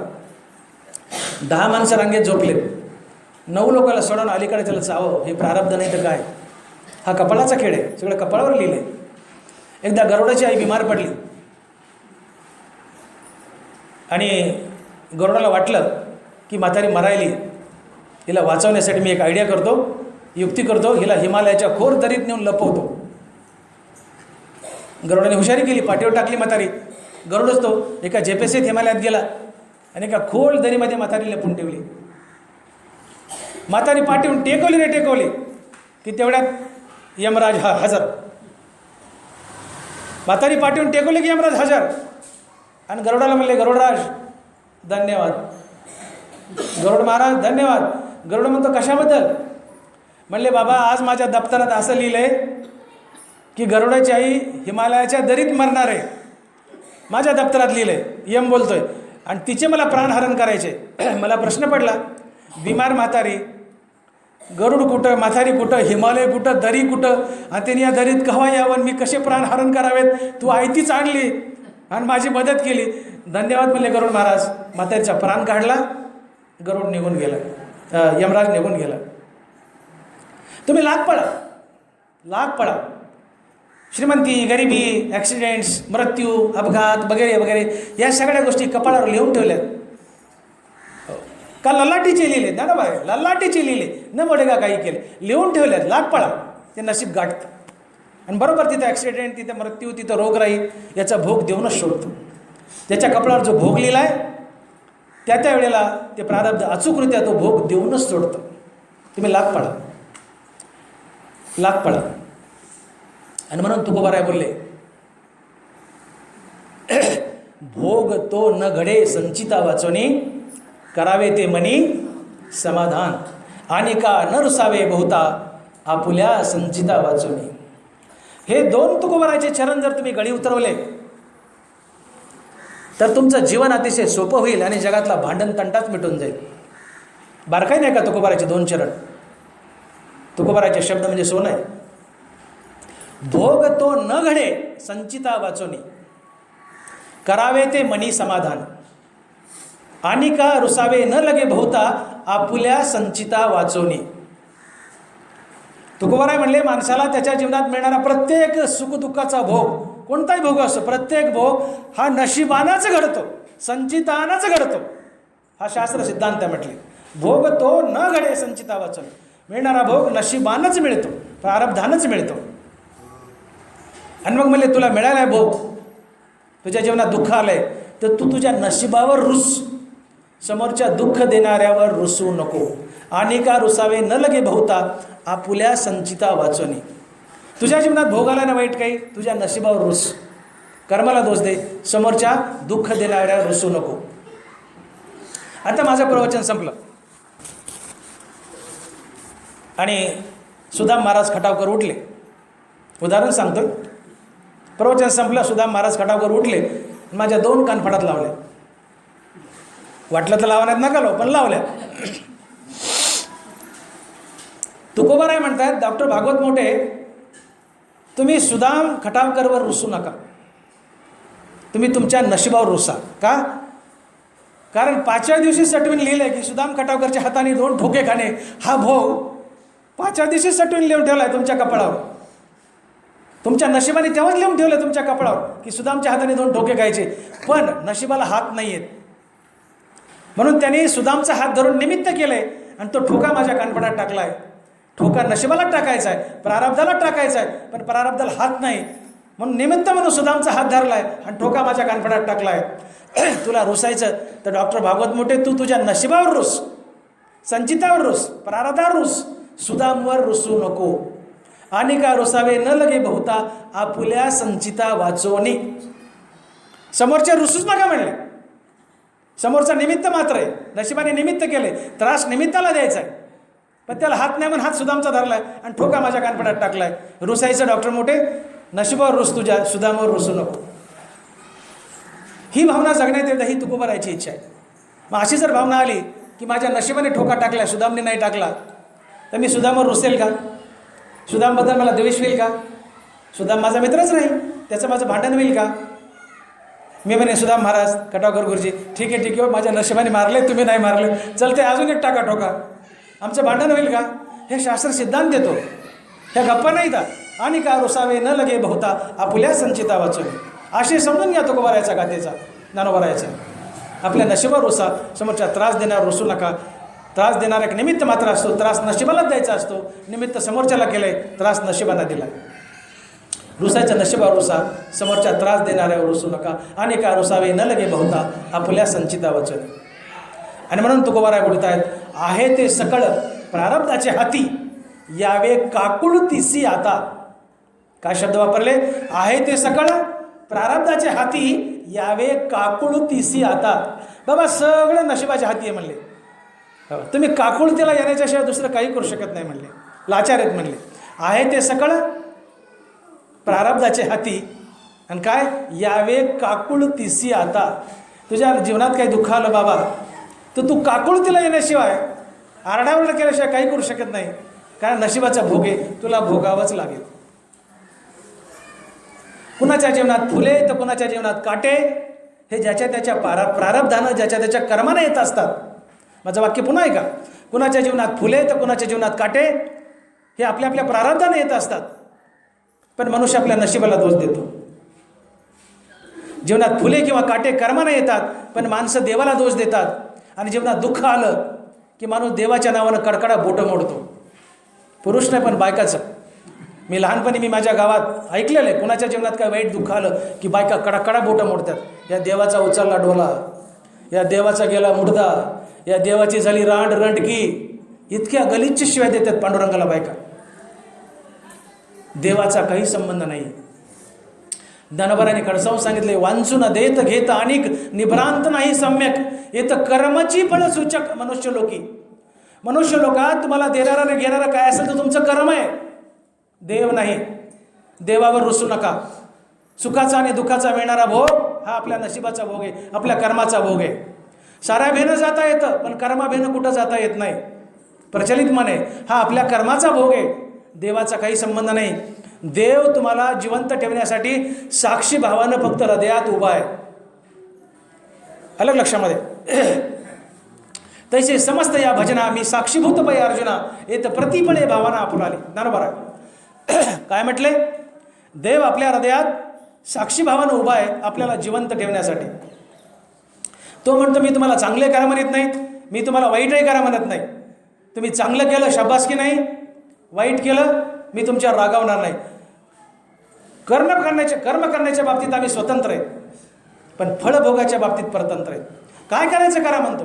मी हृदयात उभा आहे, त्याच्या हृदया माझी मी रामू असता सर्व सुखाचा रामू. मी हृदयात उभा आहे राम म्हणून, पण नुसतं बघतोय तुमच्याकडे असं टक टक टक टक, काय करतोस काय नाही.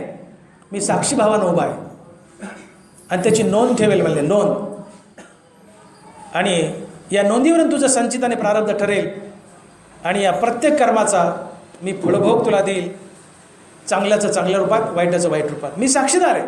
ते समजते या भजना मी साक्षीभूत पै अर्जुना येतं प्रतिफळे भावना आपल्याने. मी साक्षीदार आहे. मी तुम्हाला हृदयात उभा आहे जीवन ठेवण्यासाठी. चांगलं करा म्हणत नाही, वाईट करा म्हणत नाही. देव सद्बुद्धी देत नाही, दुर्बुद्धी देत नाही. फक्त साक्षी भावना उभा आहे जीवन ठेवण्यासाठी. तुम्हाला जे करायचं ते करा, पण केलेल्याचा हिशोब ठेवतो, ते संचित बनतं, प्रारब्ध बनतं आणि त्याचा भोग द्यावा लागतो. पै नाही पैचा हिशोब देव घेतो. आणि म्हणून प्रारब्ध कुणालाही चुकत नाही. परीशी गवारा भिल्ले बदिले शारंग धरा. हा, भगवान कृष्णाला, प्रभू रामचंद्राला, सीता मातेला आणि दुष्ट असलेल्या रावणाला, चांगल्या असलेल्या दशरथाला कुणालाही प्रारब्धाचा भोग चुकला नाही. मोठा अभंग आता बोलून दाखवत नाही, वेळ झालेला आहे. परीयसी गवारा भिल्ले बदिले शारंग धरा. पण त्याच्यामुळं देवाकडे हलक्या नजरेने पाहू नका की देवाला चुकलं नाही. मग देव आहे आपल्यासारखंच आहे, देवाचं काय खरं आहे. पण देवाचा प्रारब्धाचा भोग ही देवाची लीला असते. देवाने ती रचलेली लीला असते, आपली लीला नाही, आपला कर्मभोगच असतो. बिल्ले बदिले शारंग धरा. भगवान कृष्णाला बिल्लांनी मारलं, ही लीला आहे देवाने रचलेली. राम अवतारात वाली आणि सुग्रीव सारखेच दिसायचे भाऊ भाऊ. तो वाली काही केल्या मराना, सुग्रीवाची बायको पळवली होती, काही केल्या मराना. मग सुग्रीवाला सांगितलं, सुग्रीव तू तुझ्या गळ्यात हार घाल. ज्याच्या गळ्यात हार आहे तो सुग्रीव, बिना हाराचा वाली. म्हणजे मी लांबून बाण मारेल ज्याच्या गळ्यात हार नाही. आणि तो वाली होता. आणि देवाने पाठीमागून बाण मारला रामचंद्राने आणि वाली मारला. तेव्हाच वालीच्या मुखातले शब्द आहेत, देवा तू देवेस. प्रभू रामचंद्र तुम्ही देवेस, आम्ही चुकू. मी त्याची बायको पळवली, मान्य आहे, भाऊजी पळवली, मी पण माणूस आहे, मी चुकेल, मला अधिकार आहे चुकण्याचा. देवा तू का चुकला, तू का चुकला देवा. आणि देव शर्मिंदे झाले. प्रभू रामचंद्र म्हणले, वाली ठीक आहे म्हणले. राम अवतारात लपून मी तुझा खून केला आहे, कृष्ण अवतारात लपून तू माझा खून करशील, हिशोब चुकता फिट्टम फाट. आणि कृष्ण अवतारात हेच राम कृष्ण आहेत आणि तो वाली भिल्ल आहे. आणि वैकुंठ गमनाच्या वेळेस ज्यावेळेस ही द्वारका पाण्यात जाणार आहे, त्या देव एका वनात गेलेत आणि एका झाडाखाली बसलेत निवांत. त्यावेळेस त्या भिल्लाला भगवंताच्या उजव्या पायाचा अंगठा हरणाच्या तोंडासारखा दिसला आणि त्यांनी बाण सोडला हरण समजून, आणि तो होता देवाच्या पायाचा अंगठा. निमित्त बाणाचं झालं, देवाने शरीर आदर्श केलं आणि वैकुंठाला निघून गेले. भिल्ले बदिले शारंग धरा. ही देवाची लीला असते. देवाचं प्रारब्ध लीला आहे, आमचं प्रारब्ध लीला नाही, हा भोग असतो. म्हणून आमच्या जीवनात आलेला भोग हा आमच्या कर्माचा भोग आहे. वांचून देत घेत अनेक निभ्रांत आहे सम्यक येत कर्माची फलसूचक मनुष्य लोकी. कर्माची फलसूचक मनुष्य लोकी. हो, केले कर्म तैसे भोग आले. तुम्ही जसं कर्म केले त्याचा तो भोग असतो. इथं देवाचा काही संबंध नसतो. देवाला गलीचे शिव्या देऊ नका. बायका फार शिव्या देतात, देऊ नका देवाला शिव्या. हां, आणि म्हणून आहे ते सगळे प्रारब्धाचे हाती यावे काकुळतीशी. आता हा नशिबाचा भोग आहे. आपली इच्छा असो नसो, बलवान नशीब हे आमच्याकडून भोगून घेतं. एकदा एका माणसाला खूप खोकला आणि दमा लागला. एक शेवटचे 5 मिनिट. एकदा एका माणसाला खूप खोकला आणि दमा लागला आणि तो डॉक्टरकडे गेला. डॉक्टर मीच होतो, डॉक्टर भागवत मोठे, आलोच होतं वडवण्यात, आणि पेशंटही वडवण्यातलाच होता. मी त्याला टेबलावर घेतलं, उलता पालता केला, आपली तापडी गुळाची पापडी, आळा लावला, तपासलं. आणि मी त्याला म्हटलं, मामा तुम्हाला हा खोकला आणि दमा बिड्या वडल्यामुळे झाला आहे. ते मला, डॉक्टर साहेब बिड्या सोडून तर 2 वर्ष झाले हो. ऐटीत म्हणलं बघ. मी म्हणलं, मामा हा दमा आणि खोकला तुम्हाला बिड्या वडल्यामुळे झाला आहे. ते मला, डॉक्टर साहेब मोठे साहेब बिड्या सोडून तर 2 वर्ष झाले हो. अरे म्हणलं, बाबा 2 वर्षापूर्वी ज्या बिड्या वडल्या त्याचंच फळ आहे खोकला आणि दम्याच्या रूपात. आपण म्हणले बिड्या सोडून 2 वर्ष झाले ना. अरे म्हणलं 2 वर्षापूर्वी वाटलं त्याचं किटन कुठं जाईल? ते बसलं ना फुफ्फुसात, ते बसलं ना फुफ्फुसात, ते कुठं जाईल? माणूस म्हणतो मी लई चांगला वागतो, प्रवचन करतो, कीर्तन करतो, प्रवचन कीर्तन ऐकतो, गणपतीची सेवा करतो, मारुतीला दिवाबत्ता करतो, कुणाचं वाईट वागत नाही, वाईट चिंतित, मी लई चांगलं वागतो, ज्ञानेश्वरी वाचतो, गाथा वाचतो. मग माझ्या जीवनात वाईट का? माझ्या जीवनात संकट का? चांगलं वागू नाही. बाबा या जन्मात चांगलं वागतो, मागच्या जन्मात वाईट वागलेला असतो. त्याची फेड असते संकटाच्या रूपात. असं आहे, बिड्या सोडून 2 वर्ष झाले ना. अरे सोडल्या, पण त्याचं किटन बसला ना फुफ्फुसात, ते कुठं जाईल? 2 वर्षापूर्वी बिड्या वडल्या, त्याची फेड दमा आणि खोकल्याच्या रूपात. मागच्या जन्मात वाईट वागला, त्याची फेड रोगराई आणि दारिद्र्याच्या रूपात. आणि म्हणून हागा रोगू काही रोगिया आवडे दरिद्र दरिद्रिया परी भोग विजय बढिया अद्रष्टा जने. ते बलवान नशीब भोगून घेतं आणि भोगावंच लागतं. आणि म्हणून ननबारा बोलले, झाड जाणी जे फुले मानस जाणी जे बोले भोगे जाणी जे केले पूर्वजन्मीचे. काय बोलतात ज्ञानोबा? इकडे बघा. झाड जाणी जे फुले, मानस जाणी जे बोले, भोगे जाणी जे केले पूर्वजन्मीचे. माणसाच्या हातात जर फूल दिलं तर फुलावून ओळखता येतं की कोणत्या झाडाला आलंय. झाड जाणी जे फुले, मानस जाणी जे बोले. माणसाच्या बोलण्यावरून कळतं की याच्या मनात आपल्याबद्दल चांगलं दडलं का वाईट वाईट दडलंय. खटावर सुद्धा म्हणले, डॉक्टर मोठे बघून घेईन. सुदाम म्हणे, आज माझ्या लईच महागा लागले तो, मलाच कम धराले, दुसरा एखादा पकडा. पण मला सुदामचंच नाव माहिती आहे म्हणून मी गेले, मला बाकीचे नावच माहीत नाही. नाही तर मी दुसरा घातला असतं एखादा, नावच फक्त सुदामचं माहीत आहे. सुदामराव म्हणले, डॉक्टर मोठे बघून घेईन. मी काय अर्थ काढायचा? सुदामच्या मनात माझ्याबद्दल काही भावना चांगली नाही. मानस जाणी जे बोले. माणसाच्या बोलण्यावर त्याच्या रोखावून लक्षात येतं तू कसा बोलतोय. डॉक्टर साहेब या ना घरी, 3 वाजले, चला चहा पिऊ. मग तिथंच बाजूला मंदिर आहे, मग प्रवचनाला जाऊ. सुदाम असं बोलला तर मी काय म्हणेल, त्याच्या मनात माझ्याबद्दल चांगली भावना आहे. पण तोच जर मला डॉक्टर मोठे बघून घेईल, मी म्हणेल सुदामच्या मनात माझ्याबद्दल काही चांगलं नाही. याला म्हणतात मानस जाणी जे बोले. फुलावरून फुलाची झाड, कोणत्या झाडाला आले, झाडाची जात ओळखता येते. माणसाच्या बोलण्यावरून माणसाच्या मनात काय दडलंय ओळखता येते. तसं या जन्मात मिळणाऱ्या भोगावर ओळखता येतं की तुम्ही मागच्या जन्मातले पापी आहेत का पुण्यवान आहेत. भोगे जाणी जे केले पूर्वजन्मीचे.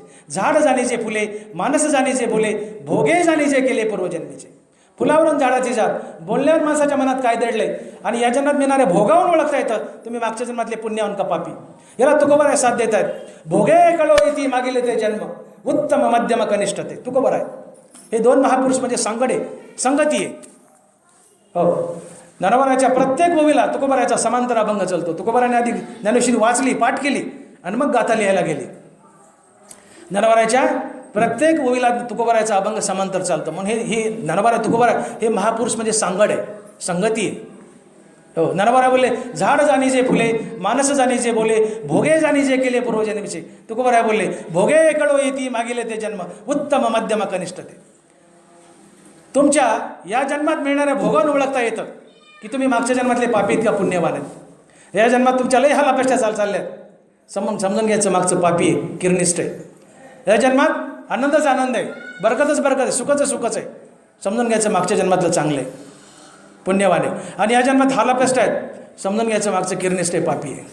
भोगे कडो येते मागेले ते जन्म, उत्तम मध्यम कनिष्ठ.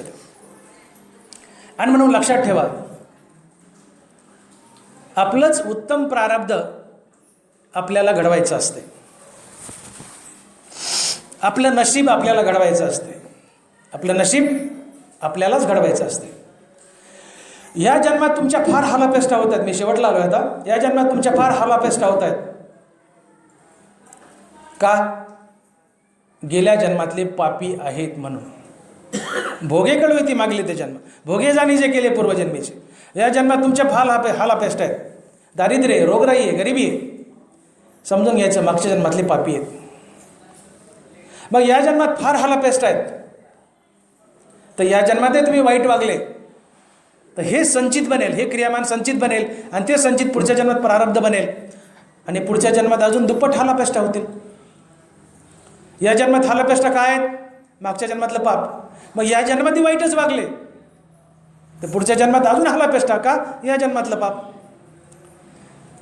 मग मागच्या पापामुळे या जन्मात हालापेष्टा आहेत, तर किमान या जन्मात तरी चांगलं वागा ना, सत्कर्म करा ना, देवाचं नाव घ्या ना.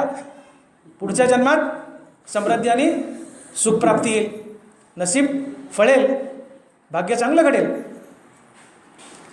आणि म्हणून लक्षात घ्या, आमचं वाईट नसीब का घडतं?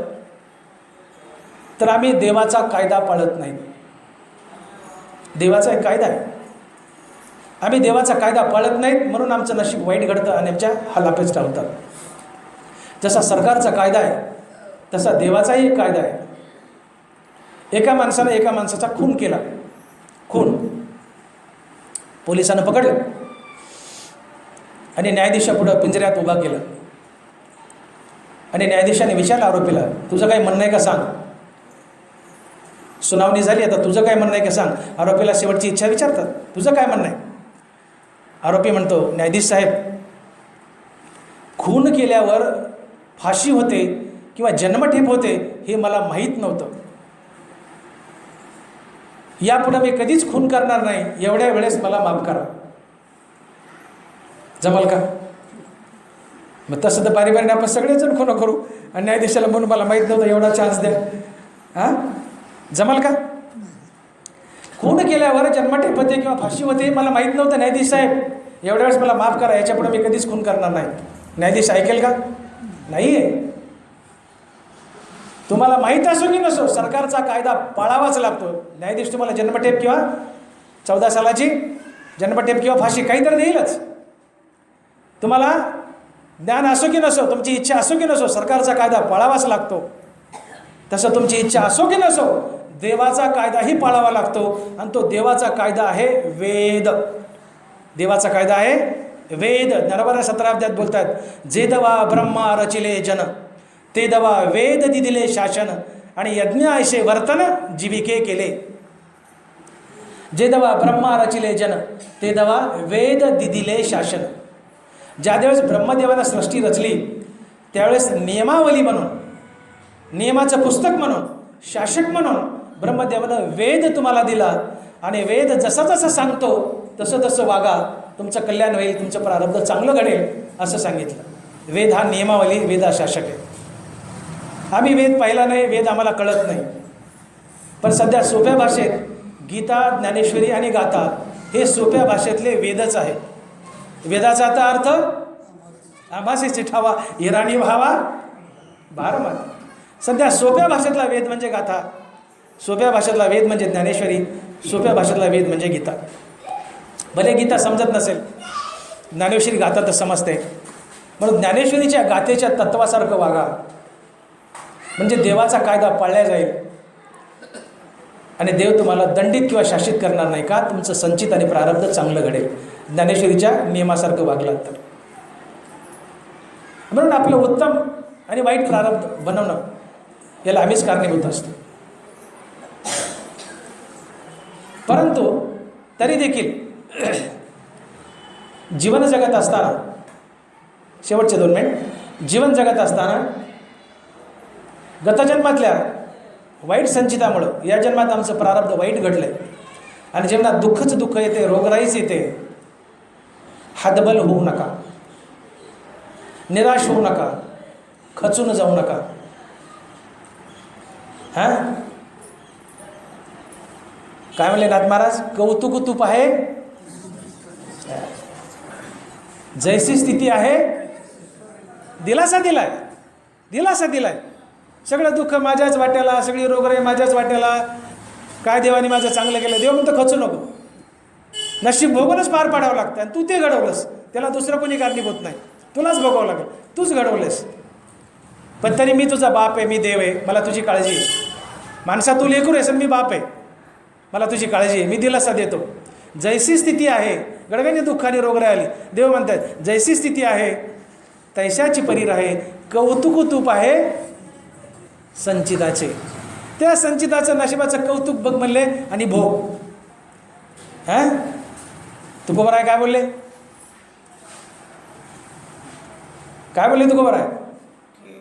ठेविले अनंते, मला हेच हवं होतं. ठेविले अनंते तैसेची राहावे, चित्ती असू द्यावे समाधान. है का ना? एक काय म्हणतात नाथ महाराज? कौतुक तूप आहे संचिताचे. तुकोबर म्हणतात ठेविले अनंते तैसेची राहावे. सावता महाराज मी म्हणले समय अशी सादर व्हावे, देव ठेवील तैसेच राहावे. खचून जाऊ नको म्हणले बाबा. या नशिबाचं कौतुक बघ, त्याला एन्जॉय कर. दुःख आहे ना, दुःख एन्जॉय कर. आणि दुःख एन्जॉय करता येतं, दुःखाची मजा लुटता येते. तुम्ही म्हणाल काय बोलायला डॉक्टर साहेब, दुःख एन्जॉय आणि दुःखाची मजा? हां, जाईल भवश्रम सुख होईल दुःखाचे. याला दुःख एन्जॉय करणं म्हणतात, याला एन्जॉय करणं म्हणतात. दुःखाची मजाही लुटायचं. जाईल भवश्रम सुख होईल दुःखाचे. तुझ्या जीवनात बाबा दुःख आलं रे आलं प्रारब्धानं, तुझ्या नशिबानं.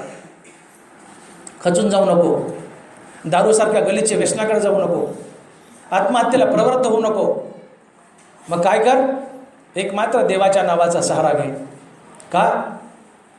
जसं युद्धामध्ये लोखंडाची चिलकत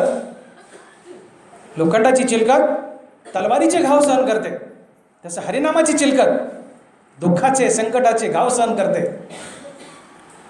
नामस्मरण जर मुखात असेल तर तुमची सहनशीलता वाढते.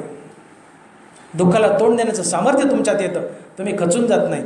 तुकोबाराच्या जीवनात पर्वतपणे दुःख आली, पण तुकोबाराय खचले नाही. का? हरिनामाचं अमृत मुखात धारण केलं होतं. तुम्ही आपल्या मुखात हरिनामाचं अमृत धारण करा. दुःखाचे पर्वत तुम्ही सहज चढून जाल. तुकोबारायासारखं सहज चढून जाल. जीवनात दुःख तर येईलच, प्रारब्धवशेत येणारच. का ते संचित घडून ठेवले आहे. दुःख येईलच नशिबानुसार, प्रारब्धानुसार. पण खचून जाऊ नका. वाईट व्यसनाला प्रवृत्त होऊ नका. आत्महत्येला प्रवृत्त होऊ नका. आत्महत्या करू नका. काय करा? भगवंताकडे आणि भगवंताच्या नामाकडे प्रवृत्त व्हा. कारण भगवंताच्या नामानं दुःखाचं रूपांतर सुखात होतं. अंगात शक्ती येते, बळ येतं दुःखाला तोंड देण्याचं. आणि मग तुकोबाराय बोलले, जाईल भवश्रम सुख होईल दुःखाचे. कसलंही मोठं दुःख मुखात हरिनाम धारण केलं की ते दुःख सुखात बदलेल आणि सहज तुम्ही ते दुःख तळून जाल. म्हणून आपल्याकडे दुसरे का, एका जनार्दनी भोग प्रारब्धाचा हरिकृपे त्याचा नाश झाला, या वाक्याचा फार चुकीचा अर्थ काढतो आपण. मला थोडं बोलायचं आहे याबद्दल, की बरेच लोक म्हणतात एका जनार्दनी भोग प्रारब्धाचा हरिकृपे त्याचा नाश झाला. नाही, हे वाक्य फक्त संताला अर्थात आत्मज्ञानी पुरुषाला लागू पडतं. साधारण जीवाला प्रारब्धाचा भोग भोगूनच पार पाडावा लागतो. संताला सुद्धा प्रारब्ध भोगावं लागतं. प्रत्येक संताच्या जीवनात प्रारब्धवशेत भोग आला. संताला रोगराई झाली नाही? झाली. संताला गरिबी आली नाही? तुकोबारासारखं गरीब तर जगात कुणी नव्हतं. हाताने दिवाळं काढू की कशी येऊ? जगातले सगळ्यात गरीब कोणतं? तुकोबाराय. आणि संत म्हणून सगळ्यात श्रीमंत कोणतं? तुकोबारायच. हां, प्रारब्धाचा भोग साधारण जीवाला चुकत नाही, संतालाही चुकत नाही. प्रारब्ध भोगावंच लागतं दोघालाही, संतालाही माणसालाही. पण एक गोष्ट समजून घ्या की एका जनार्दनी भोग प्रारब्धाचा हरिकृपे त्याचा नाश झाला, या चरणाचा असा अर्थ आहे की या जन्मात जे आम्ही कर्म करतो ते क्रियमान असतं आणि हे क्रियमान संचित बनतं आणि हे संचित पुढच्या जन्मात प्रारब्ध बनतं. पण आता मी मी महाराज आहे, ज्ञानेश्वर सांगतो, कीर्तन करतो, प्रवचन करतो. हळूहळू मला संत संगती लाभली, सद्गुरू भेटले आणि मला आत्मज्ञान झालं. तर गेल्या जन्मातलं जे पाप पुण्य आहे त्याचं भोग अर्थात प्रारब्ध मला या जन्मात द्यावाच लागेल. संत असलो तरी रोगराई गरिबी हा भोग नशिबात असेल तर द्यावाच लागेल. पण या जन्मात मी जी कर्म केली आहेत, हे क्रियमान केलं आहे, हे संचित बनतं आणि हे संचित पुढच्या जन्मात प्रारब्ध बनतं. कधी हे प्रारब्ध बनतं आणि हे जळेल कधी? मला आत्मज्ञान झालं तर. तुमच्या लक्षात आलं मी काय बोलतोय? मी संत आहे, संत पदाला पोहोचलोय, पण गेल्या जन्मातलं संचित या जन्मात प्रारब्ध मला भोगावंच लागेल. रोगराई गरिबी जे असेल ते भोगावंच लागेल. पण या जन्मात मी आता आत्मज्ञान झालं आणि संत बनलोय. मग या जन्मात मी जे क्रियमान केले की जे पुढच्या जन्मासाठी प्रारब्ध बनणारे जन्म द्यायला, हे प्रारब्ध जळतं आणि संताचा पुढचा जन्ममानाचा प्रवास संपतो. का? चौथ्या गीतेच्या अध्यायात भगवान बोलले, ज्ञानाग्नी सर्व कर्माणी भस्मसात करुते तथा. ज्ञानाग्नी सर्व कर्माणी भस्मसात करुते तथा. ज्या पुरुषाला आत्मज्ञान झाल्याने संत बनलाय, ते आत्मज्ञानच त्या पुरुषाचं या जन्मातील क्रियमान अर्थात संचित जे पुढच्या जन्मात प्रारब्ध बनणार आहे ते जाळतं. आणि या जन्मातलं क्रियमान संचित अर्थात पुढच्या जन्मात बनणारं प्रारब्ध जळलं की कर्म शिल्लक राहत नाहीत. मग त्या संताला जन्म मरण धरण्याचा प्रश्न येत नाही. म्हणून एका जनार्दनी भोग प्रारब्धाचा हरिकृपे त्याचा नाश झाला. संताचं पुढं जन्म मिळणारं प्रारब्ध जळतं, या जन्मातलं प्रारब्ध भोगावंच लागतं. आणि म्हणून नाथ जे बोलले की एका जनार्दनी भोग प्रारब्धाचा हरिकृपे त्याचा नाश झाला, तर ज्याला आत्मज्ञान झालंय त्याचं प्रारब्ध जळतं आणि प्रारब्ध जळलं की पुढचा जन्ममरणाचा प्रवास संपतो. साधारण जीवाचं नाही, ते त्याला भोगूनच पार पाडावं लागतं आणि जन्ममरण पुन्हा पुन्हा धरावेच लागतात. पण या जन्मात जरी आम्हाला प्रारब्ध वशेत दुःखाचा भोग आला, संकट आली, रोगराई आली, तर खचून जाऊ नका. हां, साऱ्या बेनं जाता येतं पण कर्माबेनं कुठेही जाता येत नाही. कर्माते शंभू मानी आपण, इथपर्यंत बोलले ज्ञानोबराय. कर्माते शंभू मानी आपण, किती पळसी कर्मा बेनं. बाप रखमा देवी वरा विठ्ठला शरण, केली कर्मे निवारी नारायण. अरे कर्माला शंभू मानतोय म्हणले, शंकर मानतोय, तुमच्या आमची माणसाची काय कथा आहे म्हणले. कर्मभोग भोगूनच पार पाडावं लागतं. म्हणून कसं जगवायचं नशीब ठरतं. नशीब जसं जगवेल तसंच आम्हाला जगावं लागतं, त्यात बदल करता येत नाही. पण जगत असताना जीवनात जर दुःख आणि रोगराई आली तर खचून जाऊ नका. भगवंताच्या नामाचा सहारा घ्या, विठ्ठलाच्या नामाचा सहारा घ्या, तोच तुमच्यावर कृपा करेल. ते नाम दुःख सुखात बदलेल. हां, कर्माते शंभू मानी आपण किती पळशी कर्मा घ्या बेन, बाप रखमोरा विठ्ठला शरण केली कर्मे निवारी नारायण. आणि म्हणून नानाबारा बोलता येतात आजच्या उईमध्ये की कुणाला वाटतं मी भिकारी व्हावं, कुणाला वाटतं मला दारिद्र्य यावं, कुणालाच नाही. कुणाला वाटतं मला मोठमोठे रोग व्हावेत, कुणालाच नाही. मग माऊली म्हणतात बाबांनो, रोगराई आणि दारिद्र्य कुणालाच आवडत नाही. कुणाला वाटत नाही मी भिकारी व्हावं, कुणाला वाटत नाही मला दारिद्र्य यावं. तुम्हाला रोगराई आणि दारिद्र्य आवडत नाही, पण रोगराई आणि दारिद्र्याचा भोग जर तुमच्या नशिबानं तुमच्या कपाळावर लिहिलाच असला, ते बलवान नसीब हा रोगराई आणि दारिद्र्याचा भोग तुमच्याकडून भोगूनच घेतं. तिथं पर्याय नाही. आणि म्हणून ज्ञानोबा बोलले, हा गा रोगू काय रोगिया, आवडे दरिद्र दरिद्रिया, परी भोग विजय बळिया, अद्रष्टा जने. पुंडलिक वरदे हर विठ्ठल श्री ज्ञानदेव गोपाल कृष्ण भगवान माऊली ज्ञानेश्वर महाराज, जगद्गुरु तुकाराम महाराज की जय. गणपती बाप्पा आता विश्वात्मके देवे,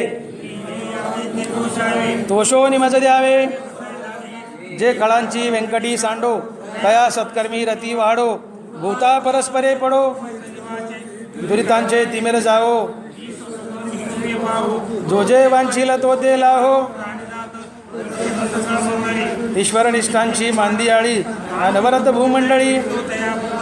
चला कल्पतरूचे आरव, बोलते जे अर्णव. चंद्रमे जे अलांछन, मार्तंड जे तापहीन, ते सर्वाही सदा सज्जन.